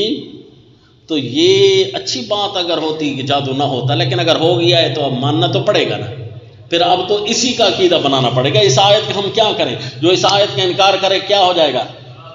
ہاں جی، یخیل الیہ من سحرہم انہا تسعیٰ۔ ہماری یہ جو تنظیم یہ جو چل رہی تھی موحدین کی، ان کے اندر جو مرکزی ازم آیا بیچاروں کا، اکثر تو ان میں بھی کچھ عقل مند شاید ہوں، لیکن بہت سارے ایسے بھی آ گئے ہیں جنہوں نے براہ راست اس بات کا انکار کرنا شروع کر دیا ہے کہ انبیاء پر جادو نہیں ہوتا، اور یہ جملہ کفریہ ہے یاد رکھیں۔ اور کچھ ہمارے اپنے ساتھی وہ بیچارے بھول کرے کہ عبارت دہرا رہے ہیں، ان کو بھی چاہیے اپنی نظر ثانی فرمائیں۔ وہ کہتے ہیں نہیں، انبیاء پر ہوتا ہے، دل و دماغ پر نہیں ہوتا۔ او بھائی، یخیل خیال کا تعلق کہاں ہوتا ہے؟ دماغ کے ساتھ ہوتا ہے۔ یوں عبارت بناؤ کہ انبیاء کے دل و دماغ پر ایسا اثر نہیں ہوتا جس سے نبوت کے کام میں رکاوٹ آ جائے۔ کیوں جی؟ نبوت کا کام تو بہرحال ہی غالب رہنا ہے، لأغلبن انا ورسلی، باقی بحیثیت انسان ہونے کے جس طرح سر مبارک پر اللہ کے نبی کے دماغ مبارک کے حصے پر کافروں نے تلوار ماری، زخمی ہو گیا کہ نہیں ہو گیا؟ اللہ کے نبی کے سر مبارک کو، اسی کے اندر دماغ مبارک کو روزانہ پریشان کرتے تھے کہ نہیں؟ تو یہ پریشان ہوتے تھے اللہ کے نبی کہ نہیں؟ یہ شیطانی اثر تھا کہ موحد پریشان کرتے تھے؟ شیطانی اثر تھا نا۔ تو یہ عذروِ بشریت کے انبیاء پر پریشانی کا آنا دل و دماغ پر، اسی طرح دل و دماغ کی یہ کیفیت کا ہو جانا کہ ان کو کوئی بھول لگ جاتی ہے تو عین ممکن ہے۔ یہ بحث الگ ہے کہ آپ صلی اللہ علیہ وسلم پر جادو کا وقوع ہوا کہ نہیں، یہ ایک روایت کا جھگڑا ہے۔ یہ کیا ہے جی؟ اس کے اندر خام خواب نہیں پڑنا چاہیے، یہ محققین کی اپنی باتیں۔ زیادہ محققین اس طرف ہیں کہ وہ روایت بے غبار ہے، اور کچھ محققین اس طرف ہیں کہ وہ اس روایت پر کچھ کلام ہے، تو لہذا دونوں طرف سے محققین ہیں، کسی کے ساتھ جھگڑا کوئی نہیں۔ لیکن جو یہ عبارت کہے نا محققین جو کہتے ہیں کہ آپ صلی اللہ علیہ وسلم پر بھی جادو نہیں ہوا، وہ بھی یہ کہتے ہیں کہ اگر کوئی کہے کہ انبیاء پر جادو نہیں ہو سکتا یہ بھی کفر ہے، کیونکہ حضرت موسیٰ علیہ السلام کے تو وہ بھی قائل ہیں جی۔ لہذا خیال کرنا، میں عرصہ دراز سے کہہ رہا ہوں کہ موحدین کے اندر بھی جو کفر شامل ہوا نا، یا تو مردوں کے سننے کی وجہ سے شامل ہوا ہے جی، اور آج کل کفر 4-5 آیتیں قرآن کی گرانے لگ گئے ہیں موحدین کے ٹولے، یہ انبیاء کے اوپر جادو کا انکار کر کے، کیونکہ کتاب اللہ کی آیتیں ہیں بھئی ہم ان کو اوپر نیچے تو کر نہیں سکتے، بہت ساری آیتیں ہیں۔ اچھا، حضرت سیدنا موسیٰ علیہ الصلوۃ والتسلیم نے محسوس کیا کہ جادو ہوا میرے اوپر کہ نہیں؟ حضرت نے فرمایا نا، قرآن میں ہے کہ قال موسیٰ ما جئتم بہ السحر، حضرت نے فرمایا جو تم کر رہے ہو نا یہ تو جادو ہے، اس کا مطلب ہے ہوا ہے نا، اگر نہیں ہوتا تو حضرت فرماتے بھی کیا ہے، ہوا تو ہے نہیں، کچھ بھی نہیں ہوا، یہ دیکھو لاٹھیاں پڑی ہیں اسی طرح۔ اس کا مطلب ہے حضرت کو محسوس تو ہو گیا نا کہ جادو ہے، اور خود حضرت اقرار بھی فرما رہے ہیں قال موسیٰ ما جئتم بالسحر۔ اب صرف یہی تو قرآن ماننا نہیں ہے نا کہ انک لا تسمع الموتیٰ، انک لا تسمع الموتیٰ کا کوئی انکار کرے تو آپ ہاتھ دھو کر اس کے پیچھے پڑ جاتے ہیں، اور جب ان آیتوں کا کوئی انکار کرے تو پھر موحد بندہ بچتا ہے نا جی۔ کتاب اللہ کے زبر و زیر کا انک لا تسمع الموتیٰ کی شکل میں انکار کرو، یا قال موسیٰ ما جئتم بالسحر یخیل الیہ من سحرہم کے طرز پر انکار کرو، یا لا یعلم من فی السماوات والارض الغیب الا اللہ کے طرز کا انکار کرو، یا کہو خاتم النبیین کی آیت کا انکار کرو، سب کفر ہے۔ کیا ہے؟ ہاں جی، اس لیے اب ہم تو پہلے تو کہتے تھے نا رشتے ناتے صرف موحدین سے کرنے چاہیے، یہی کہتے تھے نا، تو اب خیال سے کرنا، رشتے ناتے اس موحد سے کریں جو کتاب اللہ کی آیتوں کے انکار میں ملوث نہ ہو، سمجھ آ گئی؟ ورنہ نہیں ہوگا۔ بے شک آپ خوش ہوتے رہیں۔ فَإِذَا حِبَالُهُمْ وَعِصِيُّهُمْ يُخَيَّلُ إِلَيْهِ مِنْ سِحْرِهِمْ أَنَّهَا تَسْعَىٰ، اور الحمدللہ ہمارے اس تحریک کی وجہ سے، ہمارے دوستوں کی اس تحریک کی وجہ سے کہ جادو کے مسئلے کے آڑ بنا کر کتاب اللہ کی 5-6 آیتیں اڑائی جا رہی ہیں، اس تحریک کی وجہ سے الحمدللہ بہت سارے ایسے وہ اس جملے سے پیچھے ہٹ چکے ہیں۔ اس پر ہم اللہ کا شکر ادا کرتے ہیں کہ انبیاء پر جادو نہیں ہوتا، وہ اس جملے سے پیچھے ہٹ گئے، وہ صرف اسی روایت کے جھگڑے پر ٹھہر گئے کہ آپ صلی اللہ علیہ وسلم پر ہوا ہے کہ نہیں، اس پر ہم جھگڑا کرتے ہی نہیں ہیں، کیونکہ روایت بخاری کوئی ایک ہے جس کے اوپر بحث ہو سکتی ہے، بہت ساری ہیں نا، ہاں جی، آمین رفع الیدین کی ہو یا کوئی اور بہت سارے مسائل ایسے ہیں، 20 روایات ہیں، امام مسلم امام بخاری کی آپس کی مباحث ہیں، تو روایتوں کی بحث خیر ہے، اس کا کوئی حرج نہیں، لیکن کتاب اللہ کی آیت کو کسی نے چھیڑا تو بعض کفر کا فتویٰ چسپاں ہو جائے گا، ہم کیا کریں، مجبور ہیں۔ فَإِذَا حِبَالُهُمْ وَعِصِيُّهُمْ يُخَيَّلُ إِلَيْهِ مِنْ سِحْرِهِمْ أَنَّهَا تَسْعَىٰ۔ اچھا جی، جار مجرور کا متعلق میں کہہ رہا تھا نا کہ یخیلو کی طرف نہ بناؤ، تو کہاں بناؤ گے؟ مجبوری ہے آپ کی، بنانا تو ہے آپ نے۔ جار مجرور کا تعلق تسعیٰ سے بناؤ گے، تسعیٰ سے یعنی بھاگ رہی تھی جادو کی وجہ سے، معاملہ تو پھر وہی آیا، بھاگ رہی تھی معاملہ تو پھر وہی ہے جی، بارش تلو بچہ تے پرنالے تلے آ کر جی، ہے تو وہی پانی، کہاں کہاں بھاگو گے؟ من سیر۔ اچھا، تسعیٰ تتحرک بھی نہیں ہے کہ اس کے اندر جی پارا ڈالا تھا انہوں نے لکڑیوں اور رسیوں کے اندر، وہ پارا جب اس پر لگی نا دھوپ تو وہ گرم ہوا نا تو کانپنے لگ گیا۔ پہلے تو تمہیں نظر ثانی کرنی چاہیے، ایسا پارا پتہ نہیں آپ نے بنایا ہوگا شاید، خواہ مخواہ نہیں وہ حرکت کرتا جب تک کہ کوئی نہ کوئی چیز متحرک ساتھ ہو نہیں۔ خیر ہے، لاٹھیوں اور رسیوں کے ساتھ اگر اس پارے کو چپکایا جائے تو مزید وہ سہم جاتا ہے، لیکن چلیں چھوڑیں اس جھوٹ کو۔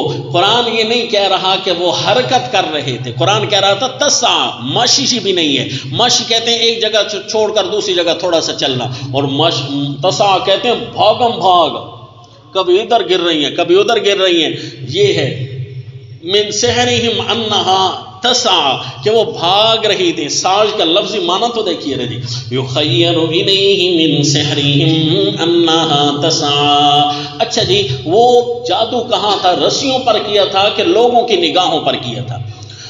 قرآن کہتا ہے کہ سحروا اعین الناس، لوگوں کی نگاہوں پر، رسیوں کو کچھ نہیں ہوا، لوگوں کی نگاہوں میں محسوس ہو رہا تھا کہ رسیاں سانپ بن کر بھاگ رہی ہیں، وہ پڑی وہی ہیں، لاٹھیوں پر کچھ نہیں ہو رہا تھا، یہ تو پارا چپکا کر انہی کو متحرک کر رہے ہیں نا، حالانکہ ان کو کچھ نہیں ہوا تھا۔ تو یہ لوگوں کی نگاہوں پر، قرآن کے الفاظ کو تو مانو نا، سحروا اعین الناس، اصل جو حضرت کا ورق ہوگا، یعنی جو معجزہ ہوگا، وہ ہوگا اپنے اعصاب پر براہ راست، لوگوں کی نگاہوں کو کچھ نہیں کہنا، انہوں نے اعصاب پر حرکت ہوگی، لیکن انہوں نے جو کام کیا وہ تو ظاہری جھوٹ نظر آ رہا تھا کہ رسیاں شسیاں تو صرف رکھی انہوں نے، ورک اس پر نہیں کیا، لوگوں کی نگاہوں پر ورک کر رہے ہیں۔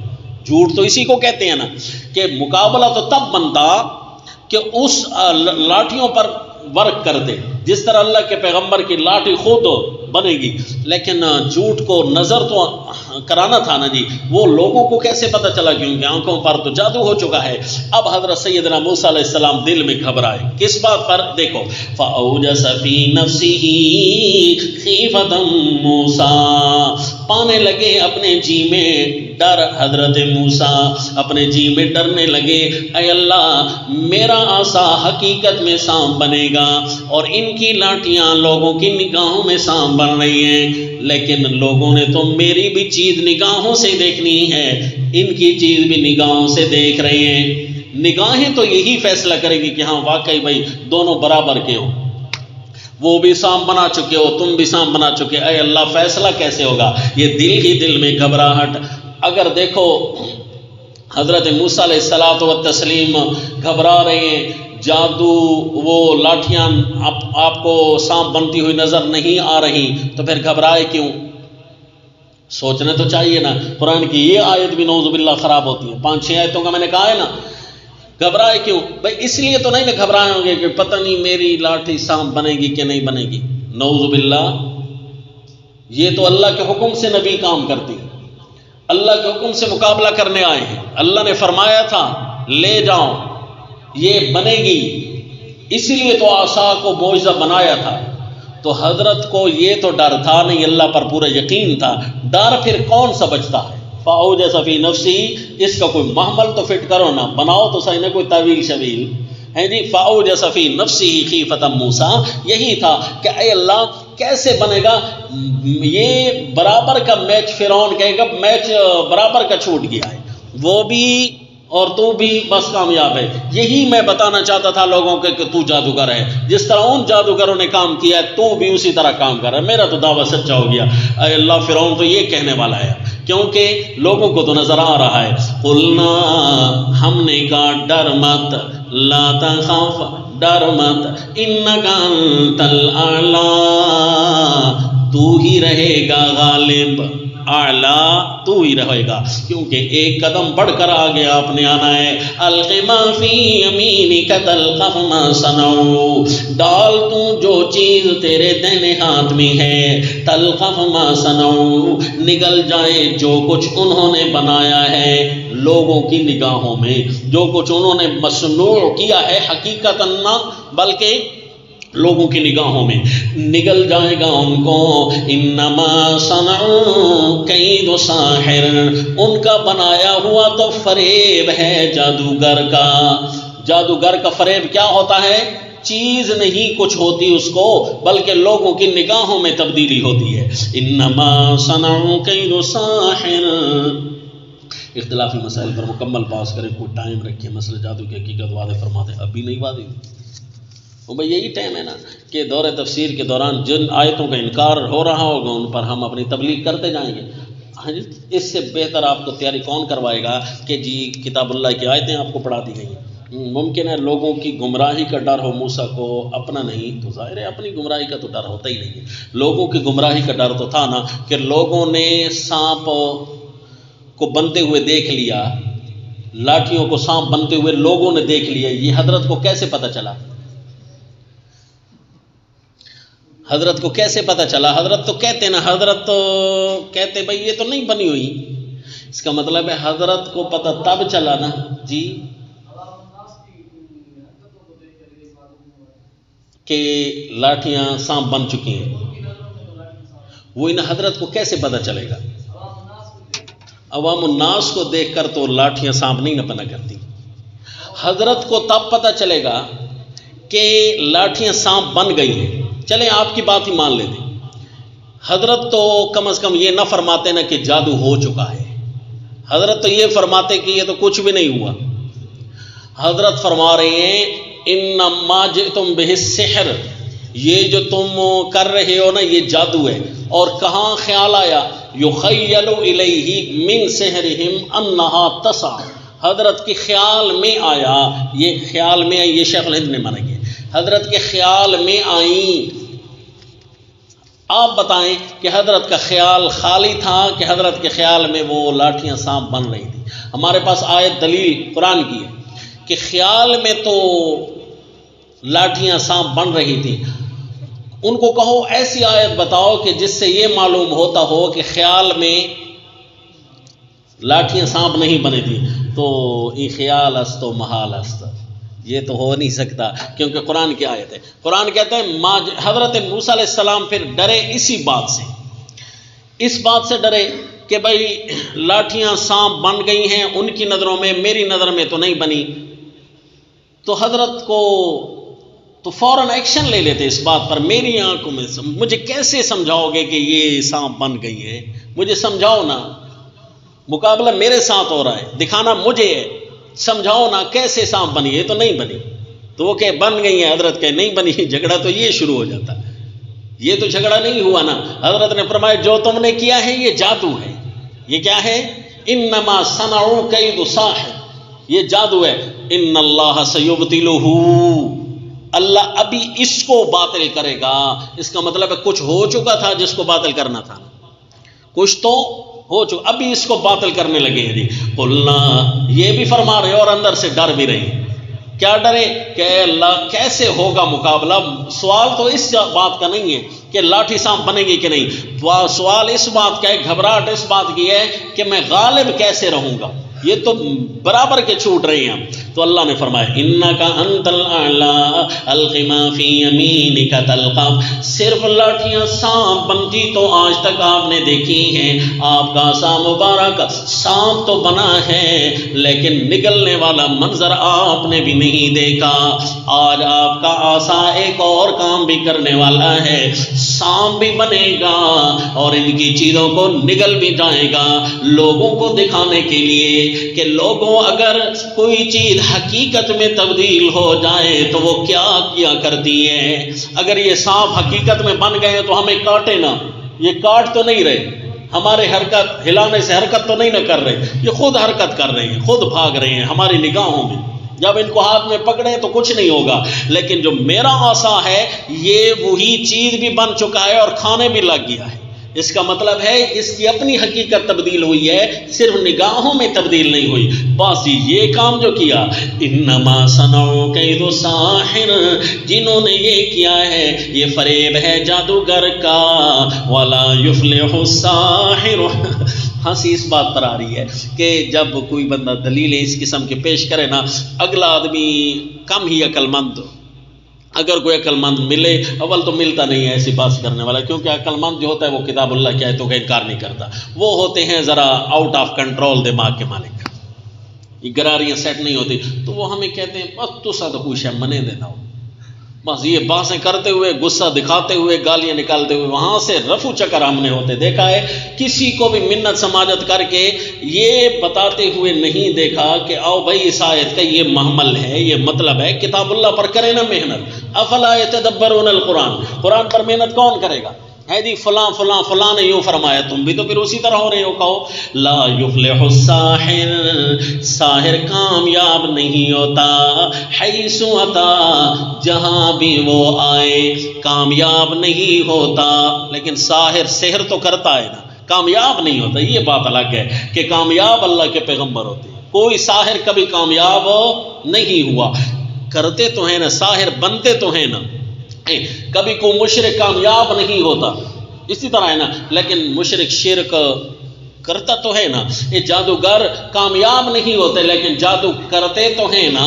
لا یفلح الساحر حیث اتی فالقی السحرۃ سجدا. اور جی تبلیغ کر دیا کرو، کہیں نہ کہیں فائدہ تو کر دے گی نا. تو تبلیغ تو کر دی تھی حضرت موسیٰ علیہ السلام نے، آتے ہی ان کو سمجھا تو دیا تھا، او نو ویلکم بل ویلکم. تو یہ کہہ تو دیا تھا نا حضرت نے، تبلیغ فائدہ کر گئی. انہوں نے کہا تبلیغ پہلے بھی ہم سن چکے تھے لیکن اثر آپ بھی دیکھ لیا ہے.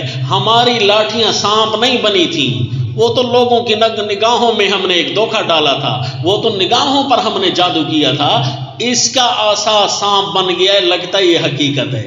جادو سے حقائق نہیں بدلا کرتے، فقط دھوکہ دیا کرتے ہیں. دھوکہ تو ہوتا ہے نا جادو تو، لیکن یہ معجزہ دھوکہ نہیں ہوتا، اس سے چیزوں کی حقیقت بدل جاتی ہے. اللہ چاہے یکدم کسی چیز کو کچھ بھی بنا دے، اللہ قادر ہے، کر سکتے ہیں. انما یہ تو سانپ ہے، یہ تو کیا ہے؟ سانپ ہے. اللہ نے کون سے اس کو لاٹھی کو سانپ بنا دیا. اللہ نے اسی طرح انسان بھی بنایا ہوا ہے. او حضرت آدم علیہ السلام کون کہا پیدا ہو گئے، بغیر ماں اور باپ کے پیدا ہو گئے. حضرت عیسیٰ علیہ السلام کو بغیر باپ کے پیدا کر دیا. یوں اللہ نے تو بڑے بڑے کرشمے دکھائے ہوئے ہیں امت کو. لوگوں یہ اللہ کر سکتا ہے، بس یہی سوچ کر جادوگر سجدے میں گر گئے. فَأُلْقِيَ السَّحَرَةُ سُجَّدًا قَالُوا آمَنَّا بِرَبِّ هَارُونَ وَمُوسَىٰ. کہنے لگے ہم یقین کر گئے. وہ جو رب کی باتیں ہو رہی تھی نا، رب العالی کون ہے، قانون مرضیاں کس کی چلتی ہے، رب کا جھگڑا چلا ہوا تھا. دین جمہوریت میں یہی ہے کہ عوام الناس رب ہوتی ہے، پارلیمنٹیرین رب ہوتے ہیں، یا اللہ رب ہے. کون رب ہے؟ تو اس لیے جی لوگ لفظوں میں بے شک پارلیمنٹیرین کو رب نہیں کہتے لیکن کام تو سارا وہی کر رہے ہوتے ہیں کہ ان کے قانون ہی ملک پر نافذ ہوں گے. جی رب آمنا برب ہارون و موسیٰ، اس لیے انہوں نے اعلان کیا بڑی بہادری کے ساتھ وضاحت، رب موسیٰ اور رب ہارون پر ہم ایمان لے آئے. اب فرعون کہنے لگا آمنتم لہو. موقع مل گیا نا اس سیاسی کو، کہنے لگا ابھی تو کوئی جواب دیتا نا، حضرت کی طرف دیکھتا کہ واقعی جی آپ مقابلہ جیت چکے ہیں. نہیں، اس کو موقع مل گیا ان کو ڈانٹنے کا. ڈانٹنا ادھر شروع کر دیا اور ادھر سے نظریں ہٹا دی. ان کا اچھا تم اس پر ابھی مان لے آئے ہو. ابھی کوئی بیٹھتے، کوئی پینل بناتے، کوئی ججز فیصلہ دیتے، باقاعدہ یہ ڈرامے ہوتے ہیں نا سارے، یہ ابھی ججز فیصلہ دیتے، کوئی طریقے شریقیں چلتی، کوئی یہ وہ نظام مملکت کے ساتھ ساتھ، پھر جا کر فیصلہ ہوتا ہے کہ ٹھیک ہے بھائی موسیٰ علیہ السلام جیت گیا ہے تو یہ کیوں جیتا ہے، پھر اس کے اسباب پر غور ہوتا، پھر اس پر کوئی کمیشن بٹھایا جاتا ہے. جی بہت سارے ابھی کام بقائے تھے. تم یہ بغیر سرکاری اعلان کے یہ تم نے جسارت کیوں کی؟ یہ ہماری بات یہاں چلتی تھی، ہم آپ کو لائے تھے، ہماری مرضی کے بغیر تم نے یہ کیوں کہہ دیا؟ آمنتم لہو قبل ان آذن لکم. تم ایمان لے آئے ہو اس پر پہلے اس کے کہ میں تمہیں یہاں بتاؤں. میں نے تمہیں کوئی حکم دیا ہوتا، تم خواہ اس پر پہلے ایمان لے آئے ہو. اس سے تو لگتا ہے یہ تمہارا اپنا کوئی پلان کا حصہ ہے، لگتا یہ ہے یہ تمہارا بڑا ہے. انہو لکبیرکم الذی علمکم السحر. لگتا ہے یہ تمہارا بڑا ہے. الذی علمکم السحر، جس نے تمہیں جادو سکھلایا ہے. اب کچھ ہمارے دانشور ہوتے نا ٹاک شوز والے، تو وہ آ کر بیٹھ جاتے ہیں، ہاں یار فرعون کی بات تھی تو ٹھیک، وہ تھوڑا صبر کر لیتے، تھوڑا اتنی جلدی انہوں نے کی. اے بدبختو، جب ایمان سامنے آ جائے نا 1 منٹ بھی کفر پر رہنے کی اجازت نہیں ہوتی. جی انہو لکبیرکم الذی علمکم السحر، یہ تمہارا لگتا ہے کہ بڑا ہے جس نے تمہیں سکھلایا ہے جادو، میں تمہیں سزا دوں گا. فلأقطعن ایدیکم وارجلکم من خلاف.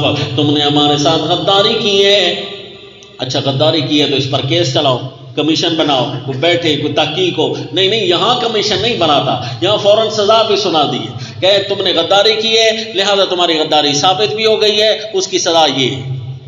فَلَأُقَطِّعَنَّ أَيْدِيَكُمْ وَأَرْجُلَكُمْ مِنْ خِلَافٍ. میں تمہارے ہاتھوں کو پاؤں کو کاٹوں گا، من خلاف، دوسری طرف کے، یعنی ایک طرف کا ہاتھ تو دوسری طرف کا پاؤں کاٹوں گا. وَلَأُصَلِّبَنَّكُمْ فِي جُذُوعِ النَّخْلِ، اور تم کو سوری لٹکاؤں گا کھجور کے تنے پر. سولی لٹکاؤں گا، ایک طرف تو صاف تختہ ہونا تو اس پر سولی لٹکاتے تھے، کم از کم پیچھے سے تو تکلیف نہ دیتا، پیچھے جہاں جسم چپکا ہوا ہوتا ہے اس کو بھی کانٹوں کی طرح، جو کھجور کے تنے ہوتے ہیں نا، کانٹوں کی طرح تمہیں کھائیں گے، پیچھے سے بھی تمہیں درد ہوگا، سامنے سے بھی ہم درد دیں گے۔ وَلَتَعْلَمُنَّ أَيُّنَا أَشَدُّ عَذَابًا وَأَبْقَىٰ، براہ راست تمہیں نہیں ماروں گا، ٹارچر کروں گا، ایسا تمہیں عذاب دوں گا، ایسی سزا دوں گا کہ تمہیں ضرور پتہ چل جائے گا کون ہے سخت عذاب والا اور کس کا عذاب ہمیشہ رہنے والا ہے۔ میں زیادہ رب عذاب دے سکتا ہوں، رب العالی میں ہوں، یا یہ موسیٰ اور ہارون کا رب زیادہ سزا دے سکتا ہے؟ وہ کہا تھا نا اشد عذابا وابقا، باقی رہنے والا عذاب کس کا ہے؟ جب اللہ نے فرعون کو عذاب دیا نا جی، تو ابھی تک اس کے عذاب کے آثار نظر آ رہے ہیں۔ باقی رہنے والا یہ ہوتا ہے جی، ابھی تک اس کا جسم یہاں پڑا ہے۔ اللہ الفاظ سے بھی پکڑ لیتا ہے جی، اس لیے لفظ بھی بڑے نہ بولا کریں، الفاظ کی بھی پکڑ آ جاتی ہے۔ رسول اللہ صلی اللہ علیہ وسلم نے فرمایا بہت ساری امت اپنی زبان کے کٹاؤ کی وجہ سے جہنم میں گئی جاتی ہے۔ لوگوں کی اکثریت بحصائد السنتہم، اپنی زبانوں کے کٹاؤ کی وجہ سے۔ اس نے کہا تھا نا کس کا عذاب باقی رہتا ہے، اللہ نے اس کا لفظ کا مزہ آج تک چکھایا ہوا ہے۔ وَلَتَعْلَمُنَّ أَيُّنَا أَشَدُّ عَذَابًا وَأَبْقَىٰ، یہ جو مورتی نظر آتی ہے بھئی یہ واقعی وہی ہے جو فرعون موسیٰ علیہ السلام کا تھا یا کوئی اور ہے؟ تو اس کے اوپر ریسرچ کر کے سائنسدانوں نے بتایا کہ اس کی باڈی پر جو ذرات پائے جاتے ہیں نا، یہ اسی طرح ہے جس طرح کسی ڈوبتے ہوئے انسان کے باڈی پر جو ذرات نمکیات پائی جاتی ہیں نا، پانی کے اثرات، اس کی باڈی پر وہی فٹ ہے۔ لہذا اس بات کا بھی انکار نہیں کیا جا سکتا کہ یہ کوئی ڈوبی ہوئی ناش ہے۔ بہرحال اللہ نے اس کو عذاب دیر پا رہنے والا دیا۔ قانون، وہ کہنے لگے پاگل تو ہمیں ڈرا رہا ہے سولیوں سے، ڈرا رہا ہے تلواروں سے، ڈرا رہا ہے نیزوں سے، کتنا کر لے گا؟ اس جسم کو ختم کرے گا نا؟ لن نؤثرک علی ما جانا من البینات، ہم تو کسی اور چیز کو دیکھ چکے ہیں، ہم زیادہ نہ سمجھیں گے تجھے۔ لن نؤثرک بڑا آسان معنی ہے، زیادہ نہ سمجھیں گے تجھے اس چیز سے جو ہمیں پہنچی ہے صاف دلائل، ہمارے طرف صاف دلائل آئے، ہم اس کو زیادہ سمجھیں گے، تجھے ہم کچھ نہیں سمجھتے۔ والذی فطرنا، اور اس ذات سے ہم تجھے زیادہ نہیں سمجھیں گے جس نے ہمیں پیدا کیا ہے۔ فقض ما انت قاض، جو کرتا ہے کر گزر، جو تیرے جی میں آئے، جو مرضی مکالا مل۔ فقض ما انت قاض، کیا کر لے گا؟ انما تقضی هذه الحیات الدنیا، اسی دنیا کی زندگی کے ہی فیصلے کر سکتا ہے، کوئی آخرت تو تیرے کنٹرول میں نہیں ہے۔ ہمیں تو وہ والی زندگی نظر آنے لگ گئی ہے۔ کیا بات ہے جی ایمان کی حرارت کی، جب ایمان کی روشنائیاں تیز ہوتی ہیں نا، اس عالم سے بھی پار نظر آنے لگ جاتا ہے، حقائق سے بندہ متعارف ہو جاتا ہے۔ انا آمنا بربنا لیغفر لنا خطایانا وما اکرہتنا علیہ من السحر واللہ خیر وابقا، ہم اپنے رب پر ایمان لے آئے ہیں۔ رب جو کہہ دیا نا، رب العالی وہی ہے ہمارا۔ لیغفر لنا خطایانا، اس لیے ہم ایمان لے آئے ہیں تاکہ ہمارے گناہوں کو اللہ بخش دے، اور خصوصاً وہ بڑا گناہ جو نبی کا مقابلہ تو نے کروایا ہے ظالم۔ وما اکرہتنا علیہ من السحر، اور جو تو نے ہم سے زبردستی کروایا ہے نا جادو، یہ جو گناہ تو نے ہم سے کروایا ہے، ہم اللہ سے امید کرتے ہیں ایمان کے اعلان پر اللہ ہمارا یہ بڑا گناہ معاف کر دے گا، کیونکہ ہم پہلے کافر نہیں بننا چاہتے، ہم پہلے مومن بننا چاہتے ہیں۔ لوگ ہمیں دیکھ کر، ہمارے فیصلے پر، سرکاری ملاؤں کے فتووں کو دیکھ کر ہی اس پر عمل کرتے ہیں، لہذا پہلے کافر ہم کہلواتے، لہذا پہلا فیصلہ دینا بھی ہمارا حق بنتا تھا، لہذا ہمیں دیکھ کر قوم فیصلہ کرے۔ واللہ خیر وابقا، اور اللہ ہی بہتر ہے اور سدا باقی رہنے والا۔ قانون تو یہ ہے، انہو من یات ربہ مجرما، قانون انہوں نے سنا دیا، کیونکہ قانون تو یہ ہے میات ربہ مجرما، جو بھی اپنے رب کے پاس آئے گا جرم کی حالت میں، فإن له جہنم، اس کے لیے ہے دوزخ، لا يموت فیہا ولا یحیا، دوزخ کی زندگی ایسی ہے نہ اس میں مرنے جیسا سکون ہے، نہ اس میں موت جیسا مرنے جیسا کوئی سکون ہے، نہ زندگی جیسا کوئی مزہ ہے۔ لا یموت، نہ بندہ وہاں مرتا ہے نہ جیتا ہے، نہ مرتا ہے تاکہ سکون سے ہو جائے، نہ وہاں جیتا ہے تاکہ کوئی مزہ آئے۔